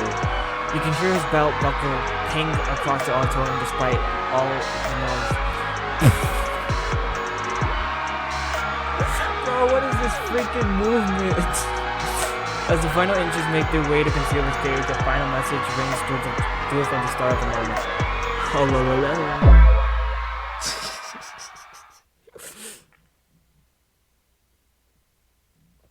What the fuck was that shit? Don't tell me that shit was for real. Well, you know, high schoolers always playing pranks. Oh, so this is a prank now. No, I don't know about that, Slim Jim. The superintendent will be on my ass for the shit that went down tonight. Look, I can see you're upset, but wasn't our school's agenda this year about diversity, self-expression, and freedom of thought? I remember us all saying that giving the students creative freedom, being a good... Shut up, just shut up! The principal vigorously shakes her head and shakes in conjunction, throwing away all deflections. While the staff keeps bickering with one another, I feel someone grab into my shoulder. I look down into all so familiar hand. Hey man, come on, we have people waiting on us. Oh, alright. Kazuya and I make our way to the backstage doors where some friendly faces are awaiting us. It's Majestical Man.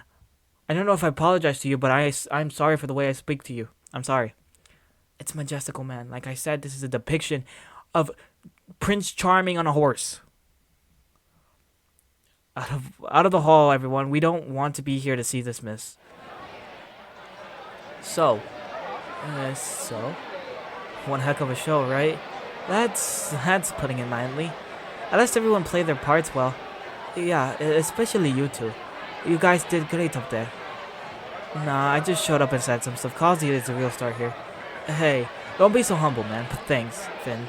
We all put a lot of ourselves into this show. It took a lot out of us. It took a lot out of me, that's for sure.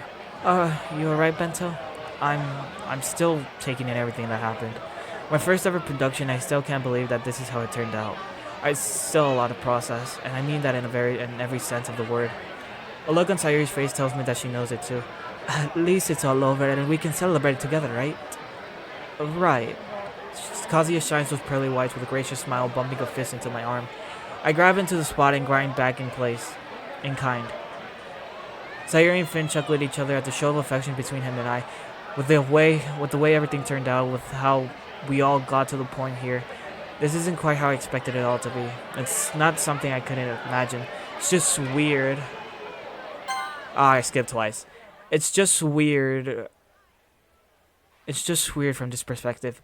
It feels as if I might be getting that happy ending after all. I glance down at my shoes as the others continue on conversation, zoning out of my own headspace. My gaze lingers out and... Oh, she's here. My gaze lingers up and out to the end of the hallway as the noise draws itself out, only to see her. And him. She's staring at me, and she can see that I'm doing the same. Even though it was only for a few seconds, this moment felt like an eternity. Those eyes of hers. There were many times I got to stare deeply into those eyes, and never once did I feel such... I don't know, and it's hard to explain. I just know that whatever it is that I see lost in the void of that stare is calling out to me. He nudges her arm back into his side. Her lingering sight paces back to him with full attention as they leave the building. Bento, what's wrong? Fucking Carl. Where's Wallace? Have any of you guys seen Wallace? We all look at each other before turning back to the rapid female dog before us. No, I can't say, there he is. She points her dagger of a finger down the hallway. We point our eyes in the same direction. And what we see is just as insane as what's happening on the stage. I love you, Carmelo. Carmelo, marry me. It's Wallace. Can you stop calling me that? You can reach my walls, you ace of hearts. What the fuck? I gotta go. Traffic is crazy this time of day. Whoa, whoa, whoa, whoa. Hey. You can ride me back home?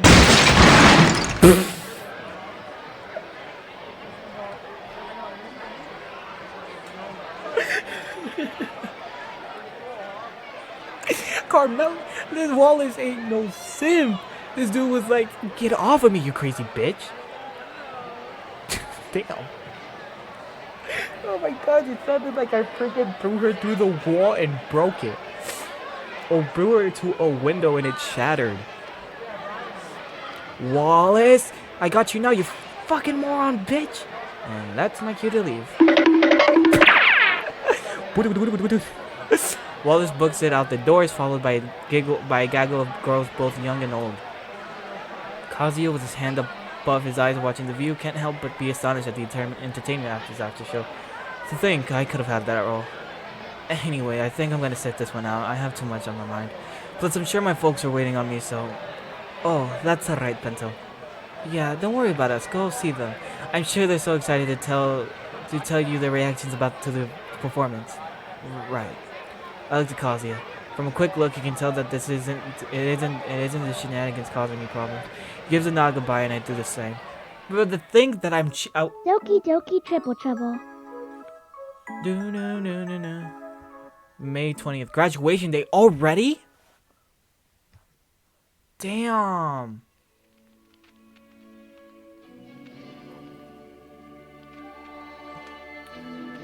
Moni, OMG! You look so pretty! The school's auditorium is filled with a rave of wildly varying chatter from the sad cries of friends who are proudly delivering their farewells to the people like Sayuri and Monica who are both excitedly embracing each other and letting out loud yelps of relief and satisfaction. And then there are the people who, like me, who watch on silently, just happy that they made it.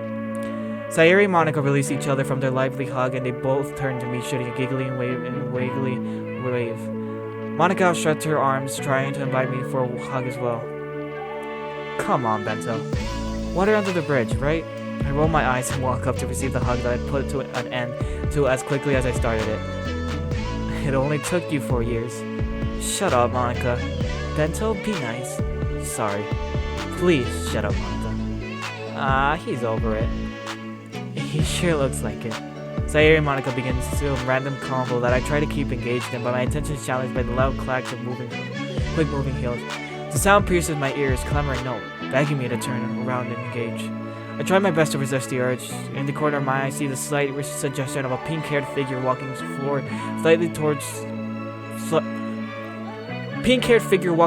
forward swiftly through the multiple crowds. I surrender to my urges and in turn, finally making out the figure I had noticed before. Oh.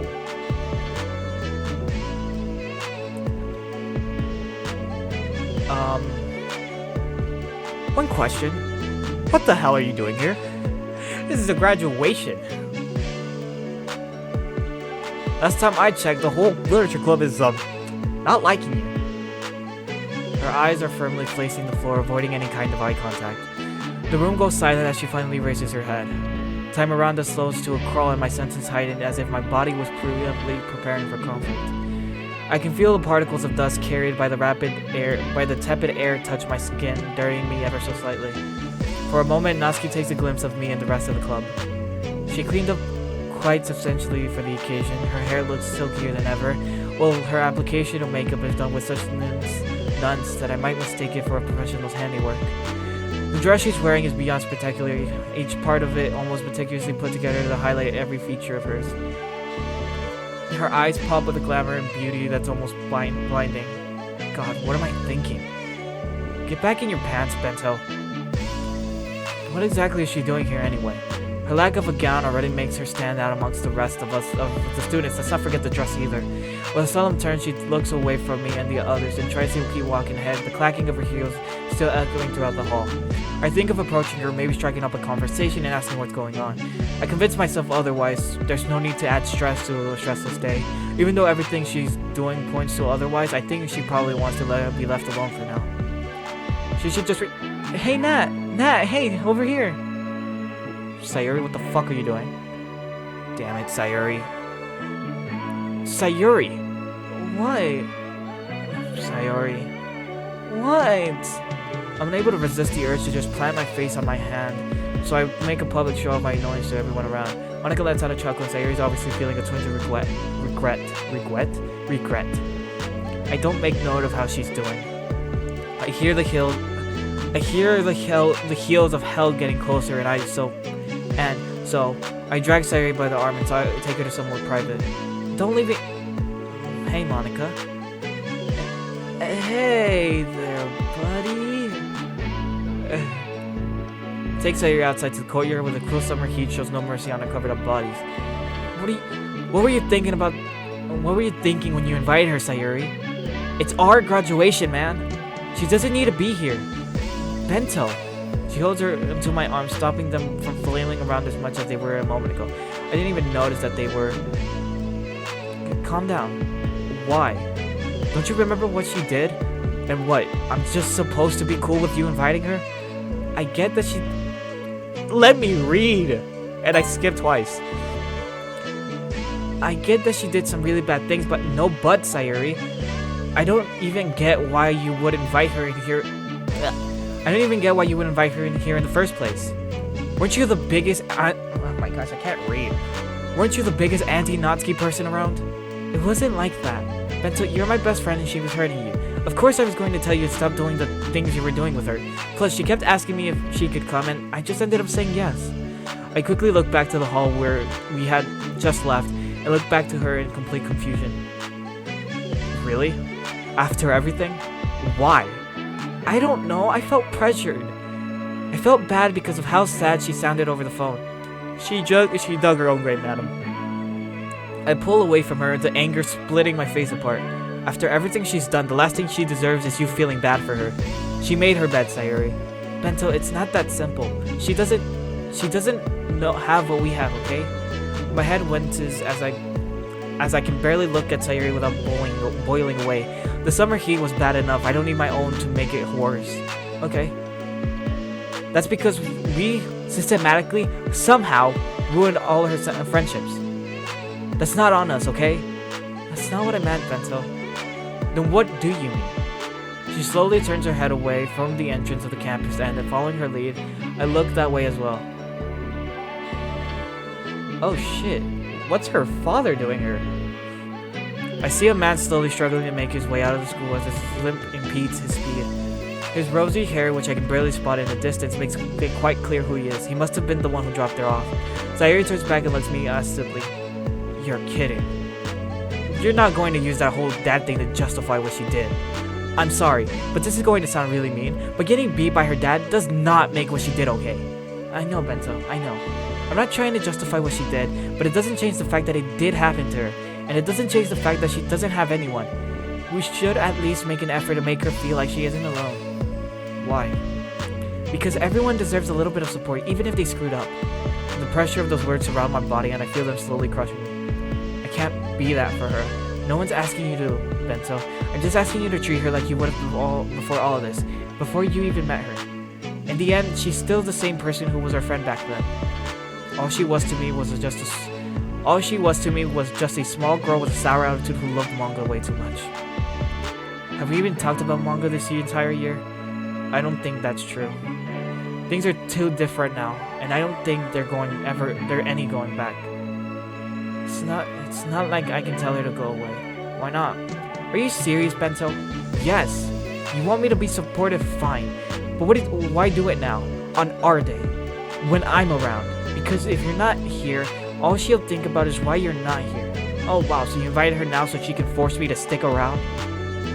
Fucking hell, Sayuri. I'm sorry, Bento. You should be. I've never seen Sayuri look so ashamed in my life. I didn't mean to blow up on you. It's fine, I deserved it. I stay silent, not wanting to contradict her. She puckers her lips and forces out an unsure smile. I return the gesture. So, what now? Do we go back in? Yeah, I don't think there's anything else we can do. Right. Just follow my lead, okay? You don't have to be super nice on her or anything. Just acknowledge her. That's all she really needs. You can even tell her that she's like a dumb meanie or something. Can I call her a... Damn. Whatever I was gonna call her was so bad that even the dialogue censored it. I'm not sure that's legal. Alright.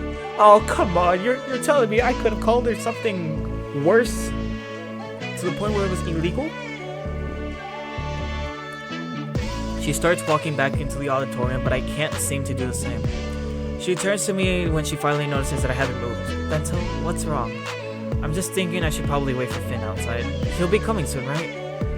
I'm his girlfriend and I'm not even waiting outside in the sea. What's actually wrong? My sweat from the heat drips into my graduation robes, making a small mark on my robe. What if I screw up or do something I'll regret? Bento, I don't think you have it in you to be that mean. That's not what I meant. You wouldn't do something like that. Are you sure? Yes, I'm sure. You'll be alright. Let's go in, okay? Fine. And hey, when Finn comes with the Switch, you guys can go play Smash Bros or something and pretend that none of this even happened. Well, I hope he comes fast then. Sayuri, don't even... I wasn't, okay? You had a face.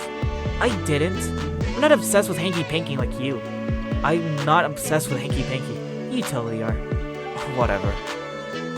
We finally walk back to the auditorium, reveling in the cool air. Speaking of cool. And that's why tardigrades would survive the collapse of the world as we know it. Uh-huh. Yup. All I asked was how you were doing. And I'm happy to tell you that I'm like a tardigrade. You would survive the collapse of the world? Or this conversation? Hey guys! Oh, thank God. Walking up to the struggling conversation, Sayuri immediately reaches a hug for Natsuki. Natsuki flinches for a moment, but immediately snaps back into reality and returns the hug. Snapping away, Natsuki eyes me down with an expression that's surprisingly hard to read. Yo. Sup? Nothing much. Good for you. Yeah. You look good. Bro, oh my gosh, bro, why is she still... Why? I mean, I'm a Natsuki stan, alright? Alright, my favorite girl is Natsuki, but the way that they portrayed her in this game, even I wouldn't. This would be a good time to give some snappy comeback that mocks her, but also props me up. Like maybe telling her that she looks like a Gouda cheese I ate the other day. Or that she looks like a piece of gum I scraped off the bottom of a good shoe. Yeah, I'll go with that. Back at ya. Or I can say that. That works too. Just trying to be civil after all. There's no need to instigate any unnecessary conflict. Just try to relax and enjoy whatever you can out of this graduation. Hexes, am I right? Always so awkward. Monica... Hey, I'm just saying what everyone's thinking. Natsuki chuckles, kind of forcing me to chuckle as well. If she's okay with it, then it means I have to be okay with it, which means... whatever. This stuff is making his eyes mind-boggling. Let's not give Bento too much credit. He doesn't think all that much. Ain't that right? You've got to give him some credit. He picked out a nice outfit. Probably his stupid mom picked it out for him or something. Stupid mom, huh? You know, because he can't think. That's Precious coming from... Whoa, oh, okay. I mean, you did call my mother stupid, sir, so... Nah. We saying this line. That's Precious coming from a girl who spreads her legs to any guy who looked at her funny. Oh, shit. Silence. Deafening silence. Even the crowds around us went silent. I'm not even sure they heard what I said. Sayuri stands baffled at by how quickly any facade of civility was discarded. Monica's just smiling and reveling in the situation. God, this is much better than calculus. Natsuki's forced smile immediately fades, replaced by a mouth with a mouth that can't help but leave itself slightly affair. Close your mouth, Natsuki. Keep it open and you might find another dick in there before you know it. Bento! Oh, blow me. I rush away from the group and go deeper into the grand graduation hall, trying to find some space to move around and just breathe. Somehow it gets even tighter, and as I stand in front of the opposing stage, as it's being prepared to welcome the graduating class, behind the curtains, Kazuya comes out carrying a large banner that says "Congratulations on surviving." Well, now the graduation committee got jokes. Kazuya spots me from across the room, dropping the banner and sprinting over me. Hey, Home Slice, what's going on? You seem kind of peeved. Did you just call me Home Sliced? I'm trying to be more hip and casual. Really put my hand on the pulse of Gen Z. I'm resisting the urge to punch you in the face right now. Sorry, I'll try to tone it down. Are you doing alright? Wiping the sweat off my brow, I relax my breath. Yeah. Where are your clubmates? I would imagine you would be with them. They invited Natsuki, so now I'm just trying to avoid them. They invited her? What? Do they not know what happened? No, they know. That's really insensitive of them. I know, right? Thanks for telling me. I'll try to avoid her as much as possible. I'm not in the mood to open up old wounds. Dude, it's hell talking to her. Why do you even try? I haven't talked to her since the breakup. That is until I saw you guys at the bookstore. Fucking hell, I didn't even know. She's just keeps finding reasons to chat me up. She's desperate for some attention. Don't give it to her. I look back at the entrance of the hall where I see the gang starting to walk in. I don't know. I want things to be simple. Be that simple, but I don't know if they are. They aren't. That's why I stuck around for so long, even though I knew what the two of you were doing. Again, sorry about that. Excuse me. It's behind us. In any case, hold your head up high and don't repeat these mistakes. Maybe things aren't that simple, but that doesn't mean you have to stick around to find out how complicated they are. My eyes widen as Kazuya's stone-faced demeanor starts to have a new effect on me. Comfort. Wow, man. Thanks, that was a really mature way to look on things. He lifts his arm up and gently places his hand on my shoulder. One of us has to be the mature one, right? Right. It was definitely not going to be Carl.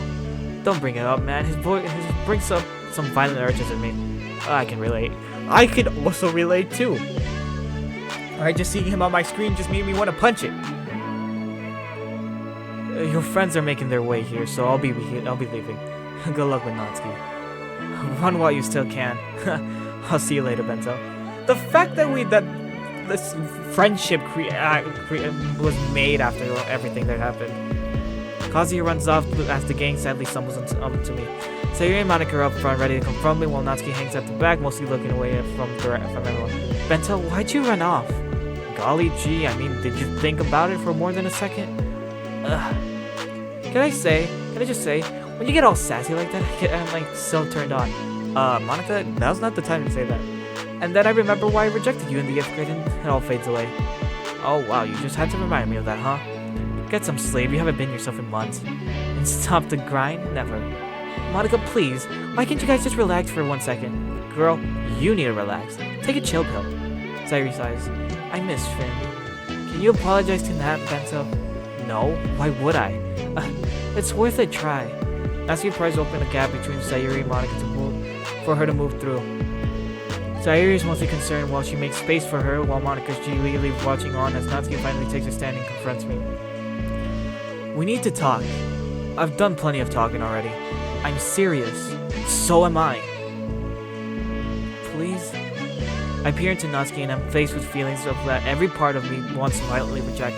Compassion, empathy, and worst of all, some sort of lingering love. Why would I even feel that way? I know we are exes, but it doesn't feel like that. I was more of her paramour. What of her paramours? Somehow I'm still feeling some sort of way about her. Am I really that weak? Maybe you should try hearing her out, Bento. Sayuri, whose side are you on? I'm on the side that makes you guys happy and okay. Natsuki, will talking to me make you feel happy and okay? I mean, like, don't make a thing of it. Fine.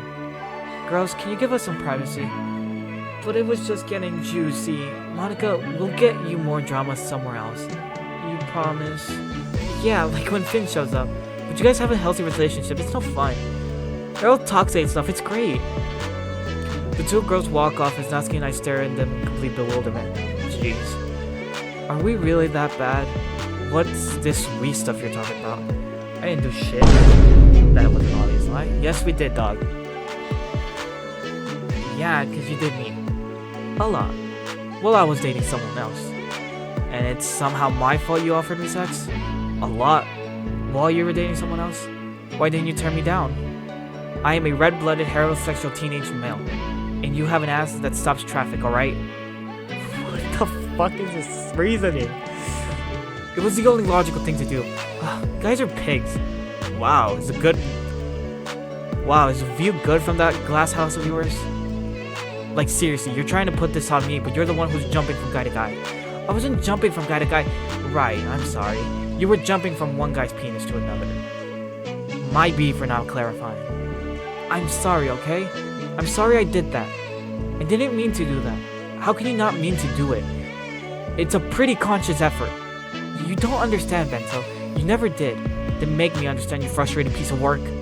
You're always telling me all this crap about you. About your dad, about how you were raised, about how you were bullied. Whatever stupid story you can make up to make me feel bad about you.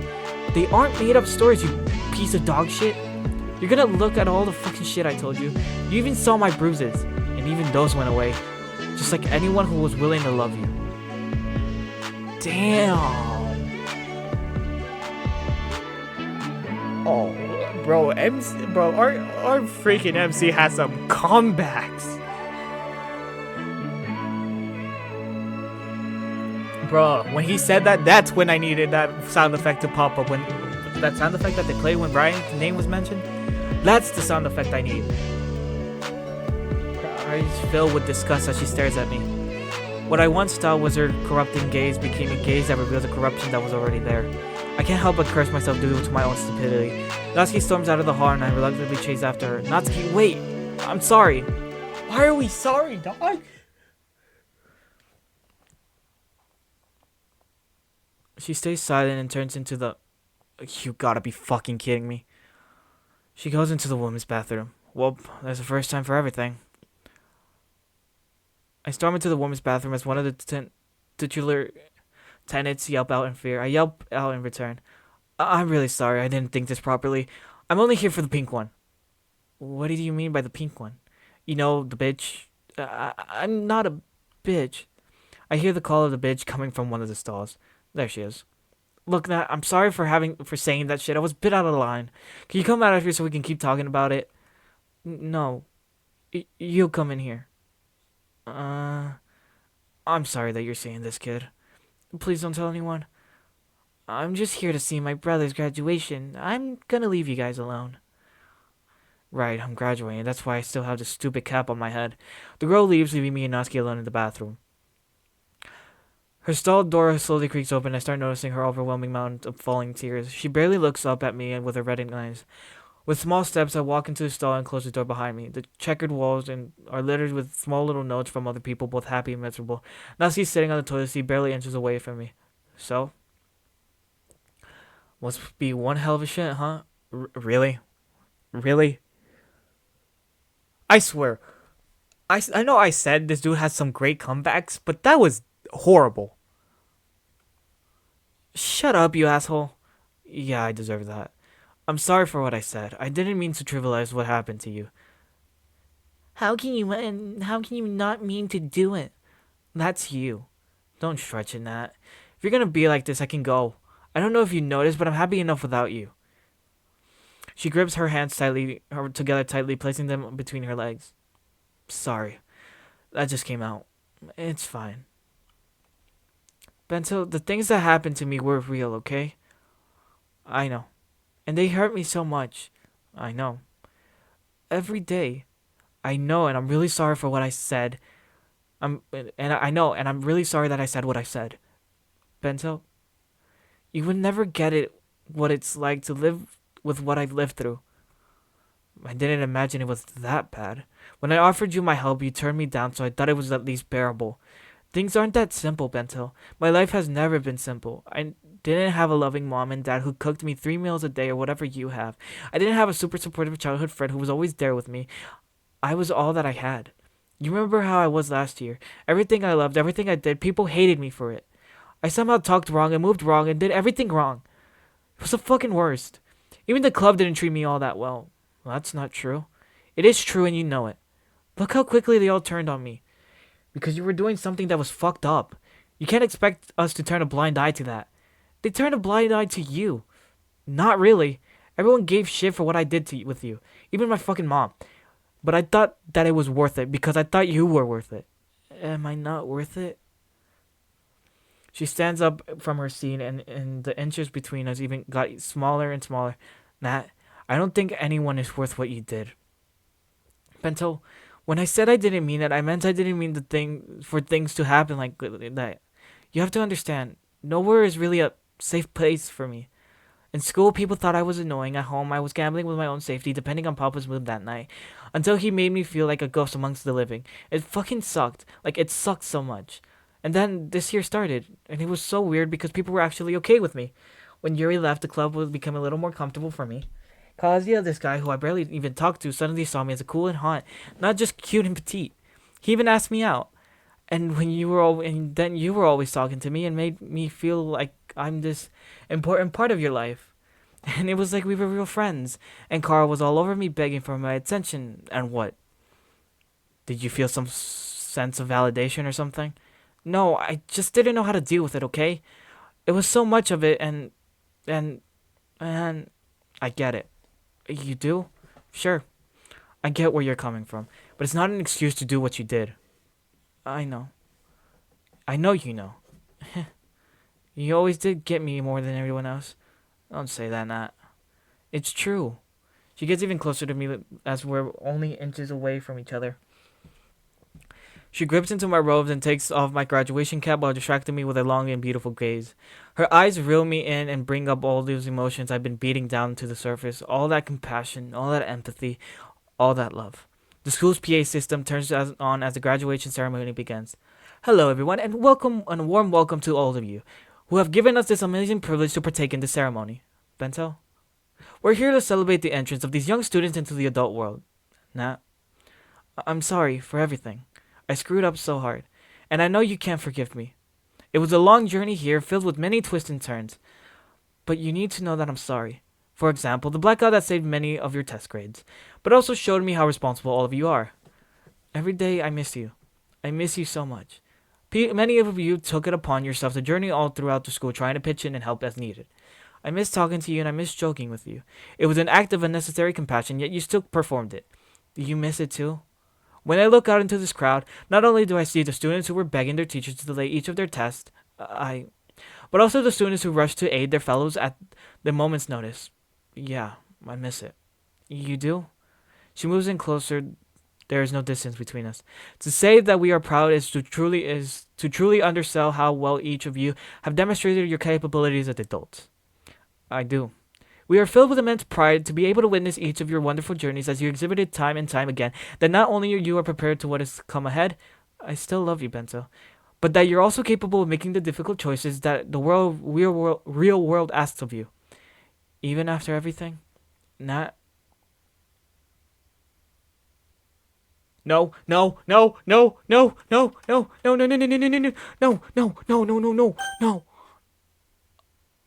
fuck. Oh, no.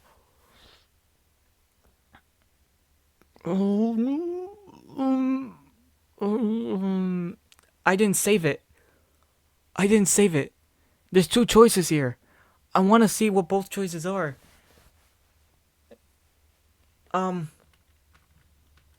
Do any... I have zero clue what I pressed for that.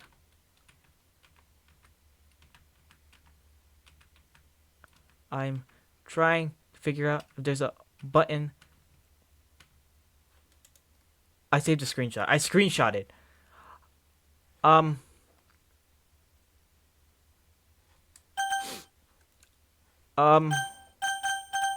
Shit. Well, it seems like I'm gonna have to go back to my last thing and then skip it.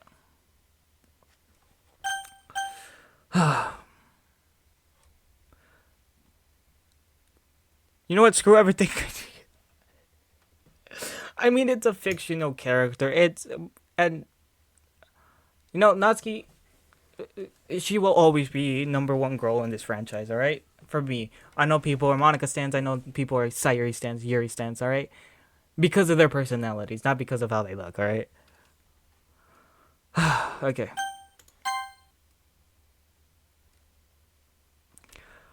I pull her in close and wrap my arms around her shivering body. She relaxes into me as I hear her laughing whimpers cut into a stale bathroom air.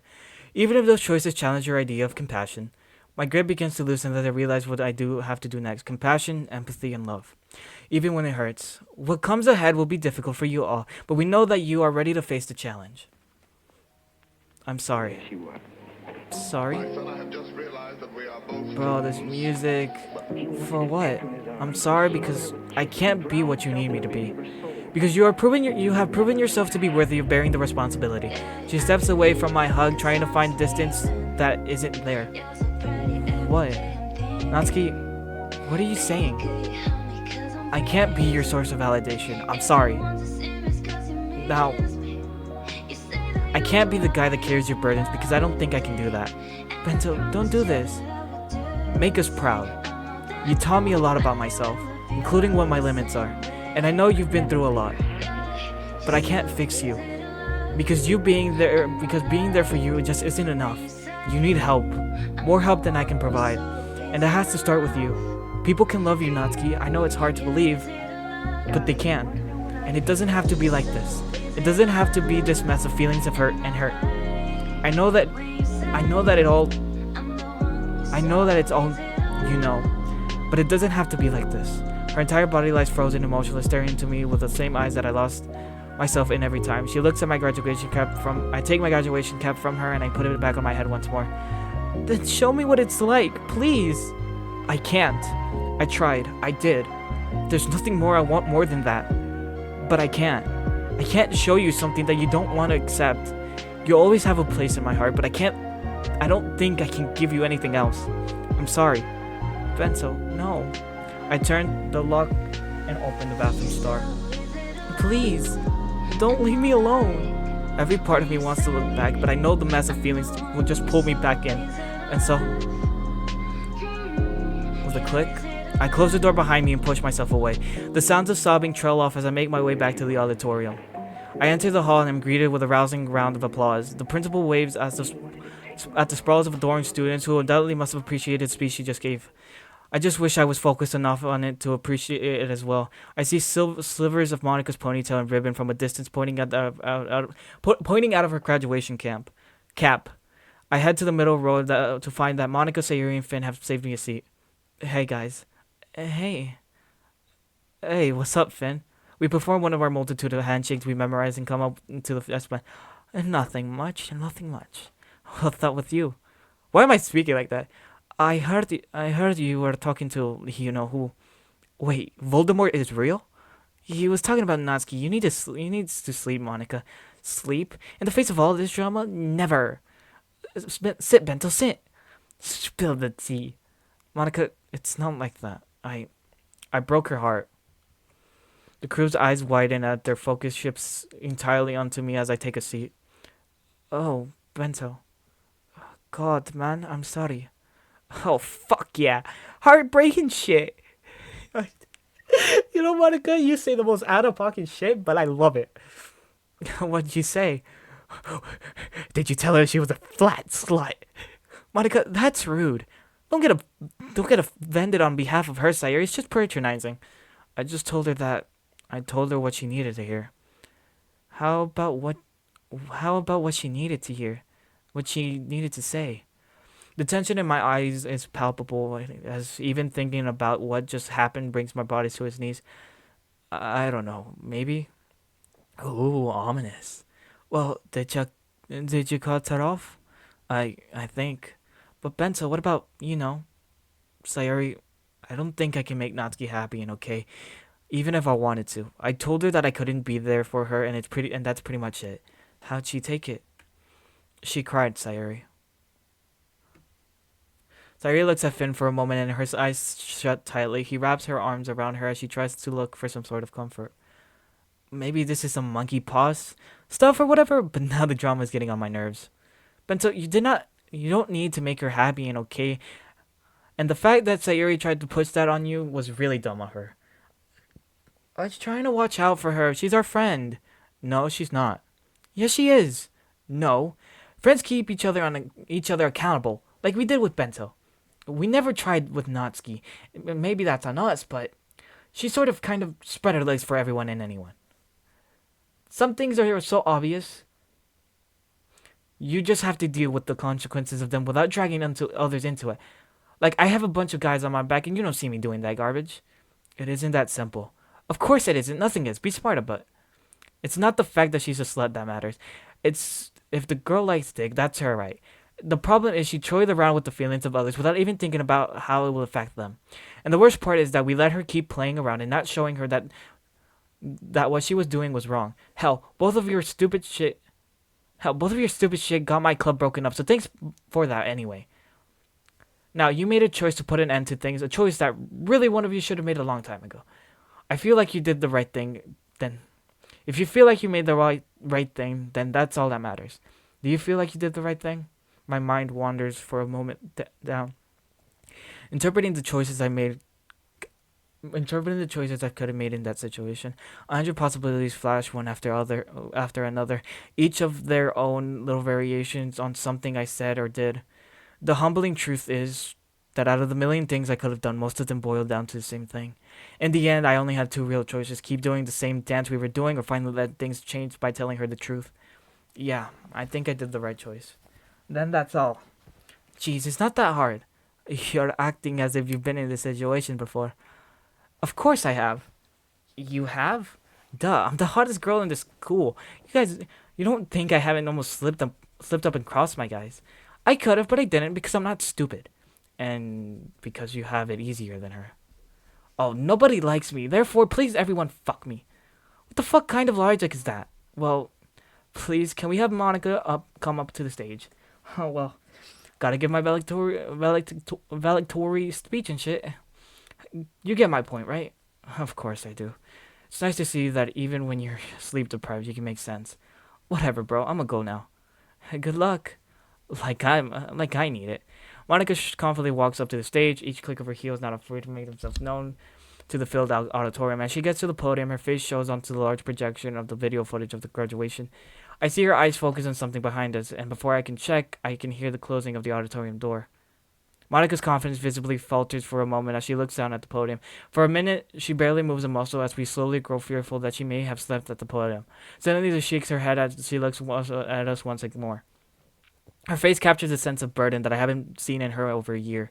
With a long breath, she prepares to begin her speech. Good morning, my fellow graduates. I see you all staring me down, waiting on what I'll say. I notice that some of you are scared that I've fallen asleep on stage. It says a lot that you would think so ill of Miss Perfect. Okay, Monica. The crowd laughs as Monica gathers her thoughts once more. The truth is, I had a big speech planned. You should, as you should, for a valedictorian declaration. But I've come to realize that trying to make a speech that somehow encapsulates all of our high school experience through solely my perspective is practically impossible, and quite honestly, an exercise of ego that I'm not comfortable in participating in. We've all had widely differing experience over the course of these past 4 years. Then I come looking from my ivory tower, wearing my golden sash, and then trying to tell them for you.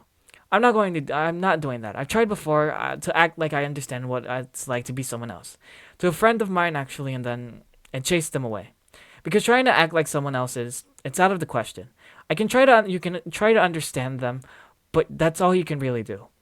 You can't act based on a life that you haven't lived, then that you don't even know. So instead of trying to tell your stories for you, how about we all take a moment to just reflect on our own journeys?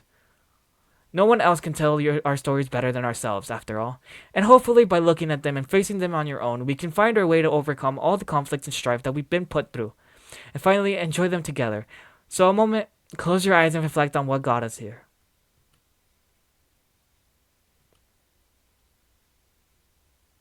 What am I reflecting on?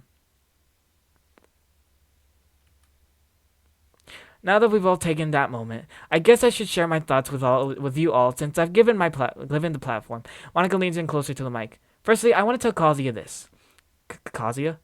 In your face, bitch! I got valedictorian, not you! Oh no. I didn't get the chance to glow before, so I'm taking it now. In your face, you too. You thought you were hot shit and all that? And look where it got you. Not valedictorian, that's where... I love her. I love her in this mod. All right. I don't particularly like Monica. All right. Yeah, she's a good character and all, but I am loving her dialogue in this custom mod. And also, I got into MIT, bitches. Fuck all y'all. I got the full ride. I am the fucking best. I did it. And now I'm gonna sleep for like 36 hours, fuckers. Whoa.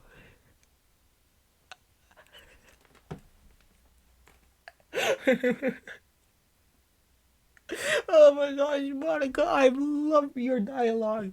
Oh my gosh. Whoever wrote Monica dialogue, I love you.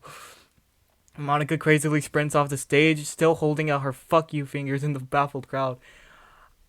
I'm left as a corpse of laughter as I resist decomposing at the memory of what I just witnessed. Sayori's intense facepalm is only made funnier by Finn's absolute confusion. Monica sprints to her seat and immediately sits down next to us. What the hell was that? A speech from the heart. Monica, you're gonna get in so much trouble. What are they gonna do, expel me? My mom's the principal. She does have a point. Don't agree with her? Sorry. I chuckle. Even though it feels like something is missing, I still find joy in this. I hope she finds that joy too. I feel a tap on my shoulder and I look over it to find a pleasant sight. Dad, Mom. Hey, Bucko. Hey, guys. Look at you. Look how much you've grown. Just seeing you. It makes us so proud. Thanks. Now get that diploma, will you? I need you out of the house pronto. Gee, thanks, Dad. Hey, Sayori, where are your parents? Oh, they should be in the back row. My mind prepares itself for the rest of the day. In all honesty, I don't feel any different. I don't feel like a weight has been lifted off of me. I don't feel more sure of myself, but maybe I feel a little bit of acceptance of maybe I feel a little bit more accepting of all that. Maybe that's what's different. Bento, come here and grab your diploma. I stand on the stage and look.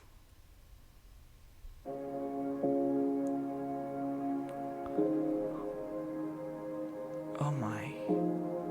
This music is about to shake me shed a tear, dog. Look at myself. As I grab my diploma and finally see what's coming next to a little bit more and finally see what's coming next a little bit more clearly. She used to be there when I saw what was next, but now I realize she was just blocking the view. I hope she feels the same way because that's all I can do now. Hope. I left you to your own devices. I know that if I can deal with it, that means you can too. Please. From the thoughts of the person who truly did care about you, but can't be there to see it, please get better. When you do, I promise, I'll be better too. And neither of us will have to excuse each other anymore. Goodbye, Natsuki. And goodbye, high school. Bro, that was nice. That was a nice ending. Yo, clap that up. That was nice. That really was nice. Okay.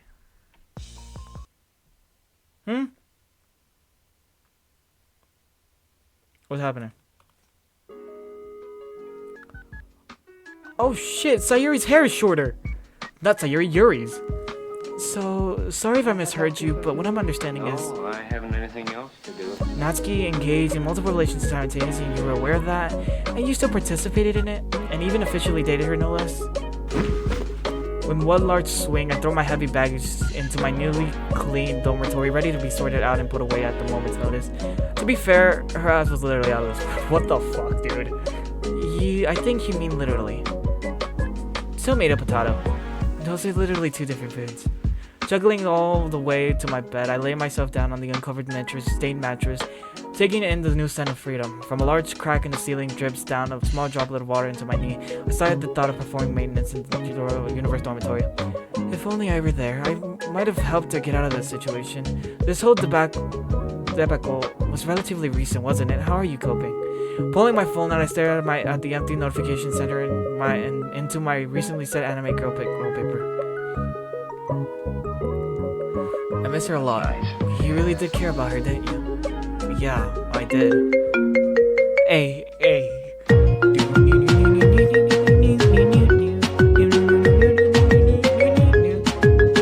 Thank you for putting this banger in, mod developers. Thank you.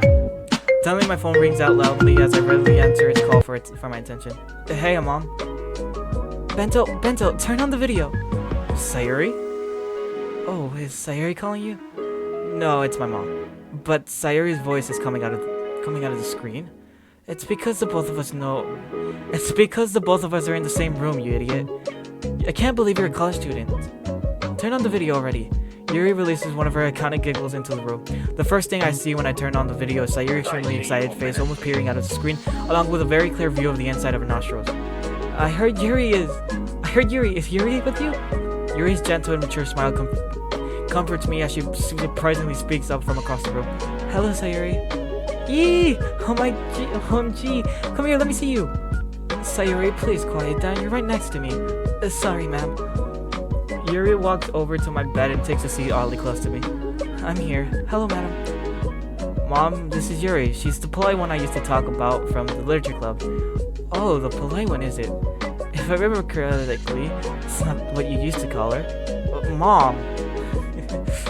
Hey, don't worry, ma'am. I'm quite used to attracting the interest of young men. I won't let your son do anything quite as stupid as he did before. Sayuri and I, from across over 500 miles, looked directly at Yuri, each one of us bearing the exact same awestruck expression. I'm happy to see that you've already got my boy at a loss of words. That's always a good sign. Take good care of it, will ya? You have my word. It's nice to see that at the very least Yuri hasn't lost her maternal edge. Are you settling okay? You mean, you didn't give me the time to settle in just yet, so... Just making sure you don't try to screw another sewer rat in that time. Really, Mom? Really? She's not wrong. Shut up, you bum. Shouldn't you be going to college or something instead of leeching off both of our moms? I'm taking a gap year and you know that, you jerk. Yeah, cause there's a gap in your school. Yuri, can you hit him over the head for me? You have my approval. If you insist. She gently slaps the back of my skull but I can't help but laugh. Should I hit him again? Once he screws up again, you have my permission to beat him to a bloody pulp. Mom, don't say that to her. She has knives and crap. Oh, right, I forgot. Yuri likes to cut. A versatile woman, he say. Tell me again when you were... What? Okay. Fuck, I can't read. A versatile woman, you say. Tell me again why you were into that sewer rat when you had such other appealing options all around you. Could I see you a minute, please? My life is controlled by women, and I have never felt more depressed. This is truly the worst ending. Speaking of the sewer rat... I can't speak. Speaking of the sewer rat, have you heard anything from her, Sayuri? She's been ignoring my texts for the past 3 months, Bento. I tried knocking on her door, and each time her dad's the one who answered. At the very least, Kazuya and Carl haven't heard from her either. Keep trying to check up on her, will you? Just make sure she's okay. I don't want to feel like I messed her up. You have my word. Anyway, unpack, take a shower, and make sure all your stuff is in order, alright? Yes, Mom. And also, send me pics of the city. Yeah, Sayuri. I love you. I love you too, Mom. I love you too, but platonically. Platonically, the recently dumped woman said. Hey. Wait, you're telling me... You're telling me she broke up with Finn? I mean, I could care about Natsuki not being with fucking Carl. But... You're telling me Finn broke up with Sayuri? No. Bro, that was a majestical dude. How the hell did you let him go? Let's see you guys. Bye. I hang up the phone all while Yuri's head is cocked to the side, staring directly into my soul. Were you really flirting in front of your mother? Oh, I'm crazy like that. I see now how you would do something as stupid as partake in an extended session of what my friends refer to as thottery. I'm trying to do better, I swear. She stands up and leaves the bed, heading out the doorway. As long as you're honest with yourself, you'll be fine. You're on your own now. You'll have the chance to explore yourself, to change, to find yourself, and no one's stopping you. I know I took the opportunity. Will you? I look back up to the lake as ways to fixing it start rushing to my mind. It shouldn't be too hard, right? Did you practice that, Yuri? Yes, I did. I do want to serve as a good role model to you, after all. We're friends, Yuri. Equals. If that's how you prefer it. I'll leave you to your business now. I recommend you get to know your neighbors. You don't know what you'll need emergency help. Sure. I walk out the doorway myself as I bid Yuri adieu. As Yuri walks out of my line of sight, I'm surprised by the presence of another person standing by the doorway of the room opposite of mine. Oh wow, she's cute. Wow. First day and you already got cute cows coming out of your dorm. Should I like file a noise complaint in advance? Oh, nah, she's just a friend from high school. Like that makes it any better. Trust me, I have an anime girl on my phone. I'm not getting laid. I don't know, anime's pretty mainstream now. I watch a couple myself. Is that right? Man, she's really fucking cute. Scratch that, she's hot. Fuck, and she lives right next to me. Is this what heaven is? But wait, maybe I shouldn't rush into anything. Maybe she's like not into guys like me. Maybe I don't care. Hey, what's your name? Jacqueline. But my friends call me Kiki. Can I call you Kiki?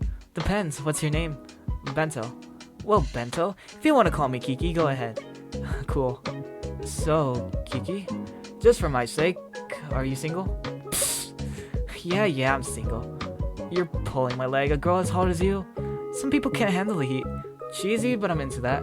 Anyway, it's good to know you're single, because I have a history of fucking with people who are already being fucked with. Who say you're fucking with me? That's nice. I don't know, I just got a feeling. A feeling? You are hopeless. Actually, I'm more hopeful than anything. Hopefully I can take you out later, get to know you and stuff. Smooth.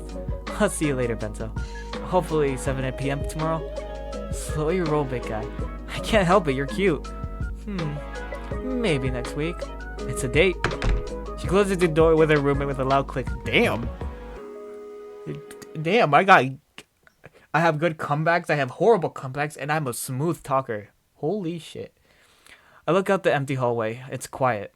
For the first time in a while, I can finally hear myself think. Let's hope I take advantage of the opportunity. Entering my dorm, I close the door with a soft click. And that is one of the endings of Doki Doki Triple Trouble. That, I would probably say, is the best ending I've ever gotten in a Gosh Darn Mod video.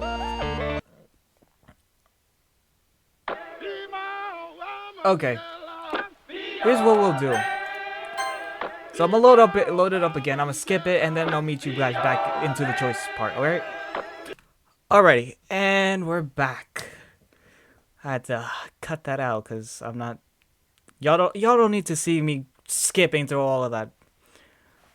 But it was very painful for me to sit through and skip from our last save, especially having to see that scene again, and also having to see fucking Carl. So the good ending was this one. Now we go the opposite side, which is kiss her. You don't feel so good, huh? I'm guessing. Okay, the fact that I was able to skip it. Please tell me I have some way of going back. No, I don't. Okay, well,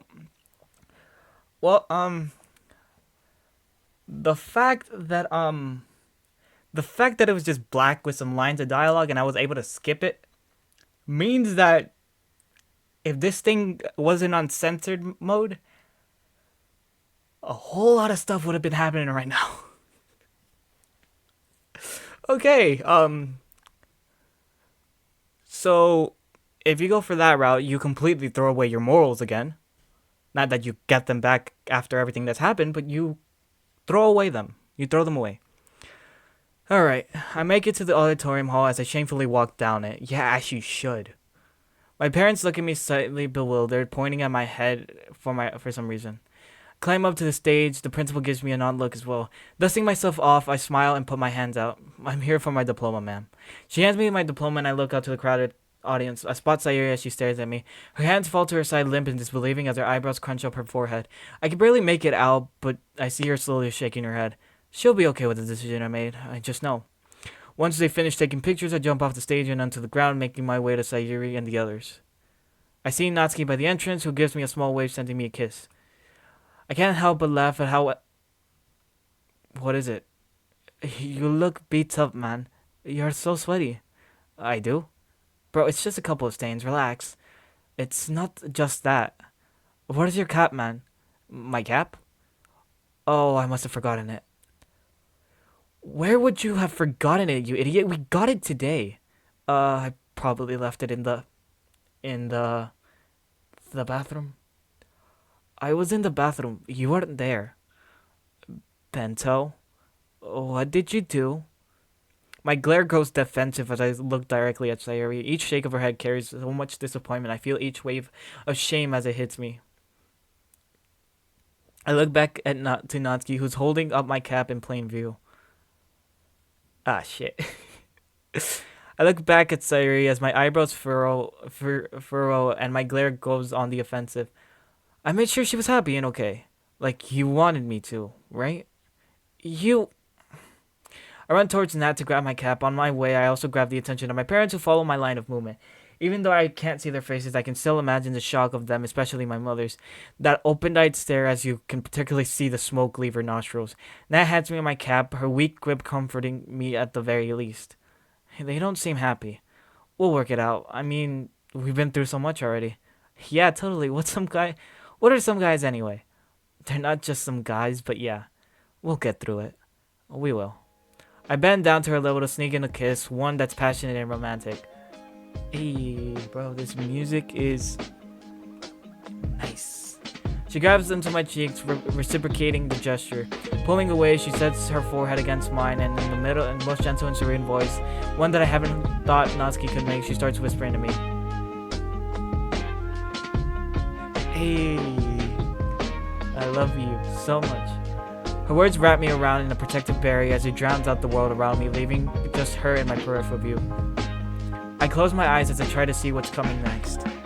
Bro, this music. All I can see is her standing in front, shining with one of her snarky smiles. Just imagining it affects me, making me smile to myself as well. I love you too, Nat. Hey, bro. I really do. Bro, I could care less about the dialogue right now. Bro, this music is hitting. Even if she's hurt, even if she's at her worst, I'll be with her. I'll support her. And I know she will do the same with me too. Thank you.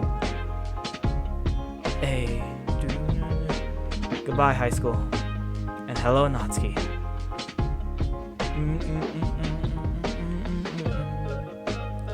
Hey.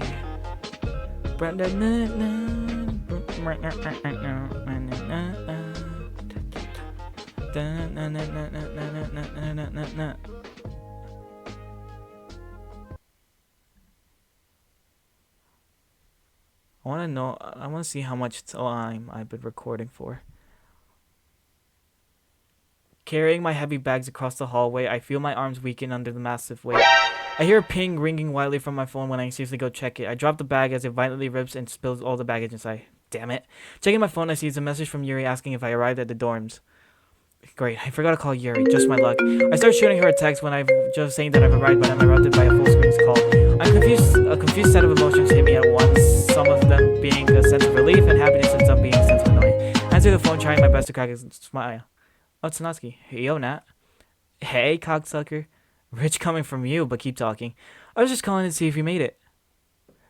Looking at the spilled clothes all over the ground, I readily reply to her. Yeah, I made it, alright. You sound salty. Are you salty? My back grips, so yeah, I'm a bit salty. Damn, that's crazy. Glad to see you still care, Nat. I do care, babe. How are you gonna stuff it back in? I'll just drag it in or whatever, I don't know. Maybe I'll call Yuri. Oh, come on, do you really want to bother her? The mess clouds my vision as I try to imagine asking Yuri to come out with this. I guess you're right. Putting my phone in between my shoulder and my ear, I start digging my bag into my dorm.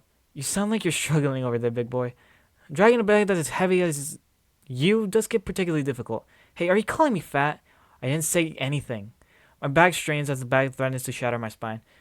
I can finally eat well, and this is how you react? I didn't say anything, you stupid bitch. What'd you just call me? Okay, well, there was no reason for me to cover. I fall to the floor inside, tired of dragging all this heavy baggage. I'm sorry, Nat. I didn't mean to. Fucking cunt. The two of us fall silent as I practically hear the crickets sing. Did you get the pics I sent you? Pics? Oh, come on, I sent you some good stuff. I still don't have internet, so fine. I'll spend some credit to send this art. I spent a lot of time on it, you know? I opened my messages from Nat to see her in bed. I opened my messages to see. I can't read. I opened my messages from Nat to see her in bed, striking one of my favorite poses. Looking at her naked. Okay, dog. Looking at her naked doesn't get old somehow. Wait, she's looking a bit chunkier than normal. Bento. Huh? Looks good, right? Yeah, it looks good, babe. Oh, come on. Gotta give you some good jerk-off material since they can't provide you the 100% life experience. I'm practically crying over here. I can hear your sadness absolutely dripping from your voice. I chuckle, reinvigorated, to start dragging my bag into my room.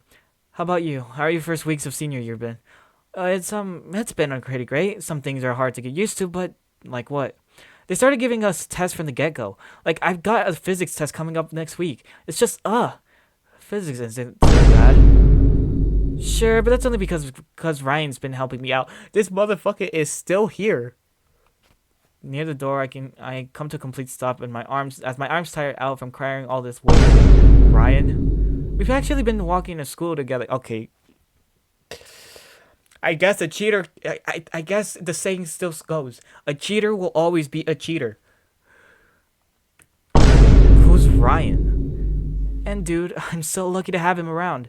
Me and him were on the outs last year, but we've recently connected recently. Wait, Nat. Back up. What? Who the fuck is Ryan? You know, Ryan. Bro, I've heard you say the name 100 times, but I still have no idea who he is. So that doesn't really clear it up. We were friends since we were kids. You never told me about him. I could have sworn I mentioned him at least once. Wait a minute.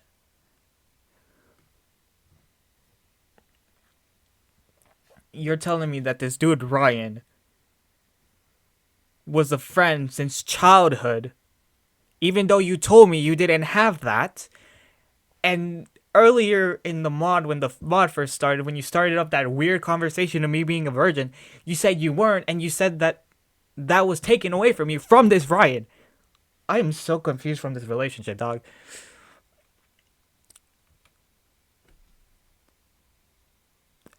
Oh, and also this dude was the grab that fondled your marshmallow pillows, if you want to call it that. The guy that grabbed your tits? Oh yeah, he did do that once. Cope. Cope? What? Is there a problem? I don't know. Is there?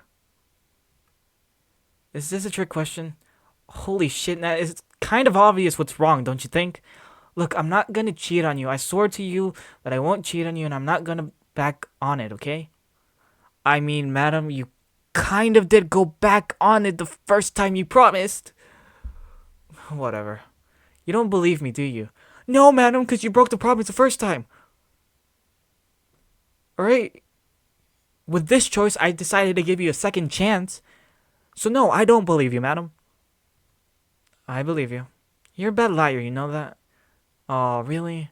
I thought I'd be good at it by now, especially with all the shit you put me through. Dude, get over it, jeez. It was literally a year ago. It's only been 5 months. You know what?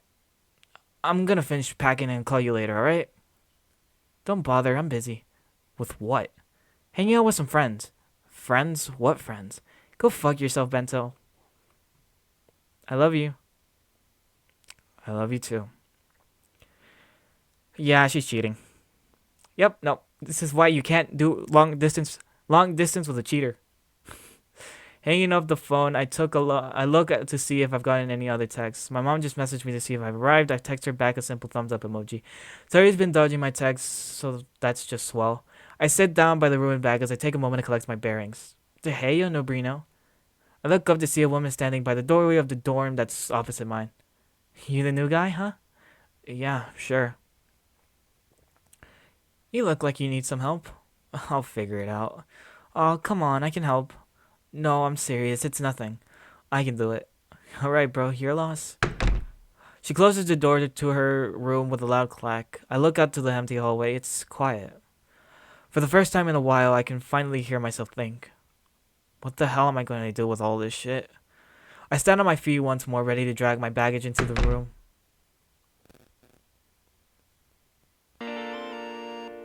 And that's how that ending ends up. I'm pretty sure people would call this a horrible ending. I don't know. It's not the best. Jikuyan, if that's how you pronounce your name, I'm sorry. Written by Jikuyan, Toon Eternal, Amigo. Bro, Toon Eternal did the music for this. You did an amazing job on this. Proxel, bro, the art in this game was amazing. So shout out to y'all. Coding, I don't even want to know how horrible it was. You know that? Music by Toon Eternal. Toon Eternal, please. Let me just say, the music you gave here was amazing. I loved it, alright? Hey, yeah. Hey,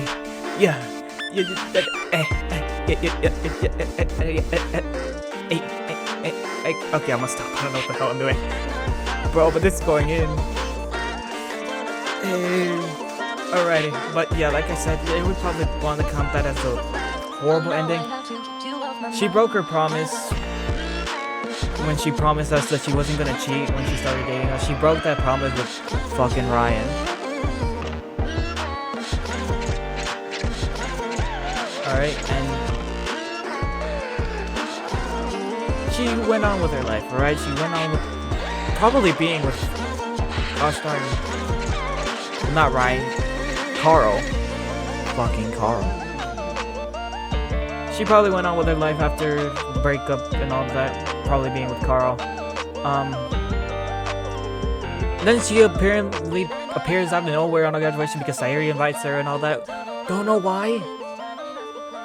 And we talk, sure, based on a true story. What true story has Natsuki cheated? And yeah, she's back, we talk, and we're given two options. The kisser option gives us the chance, gives the storyline the second chance to Natsuki. I'm pretty sure they did the, like Sayuri calls it, the funky wonky in the bath stall because of the freaking censored thing. And yeah, not everyone approved of that we gave Natsuki a second chance after everything happened.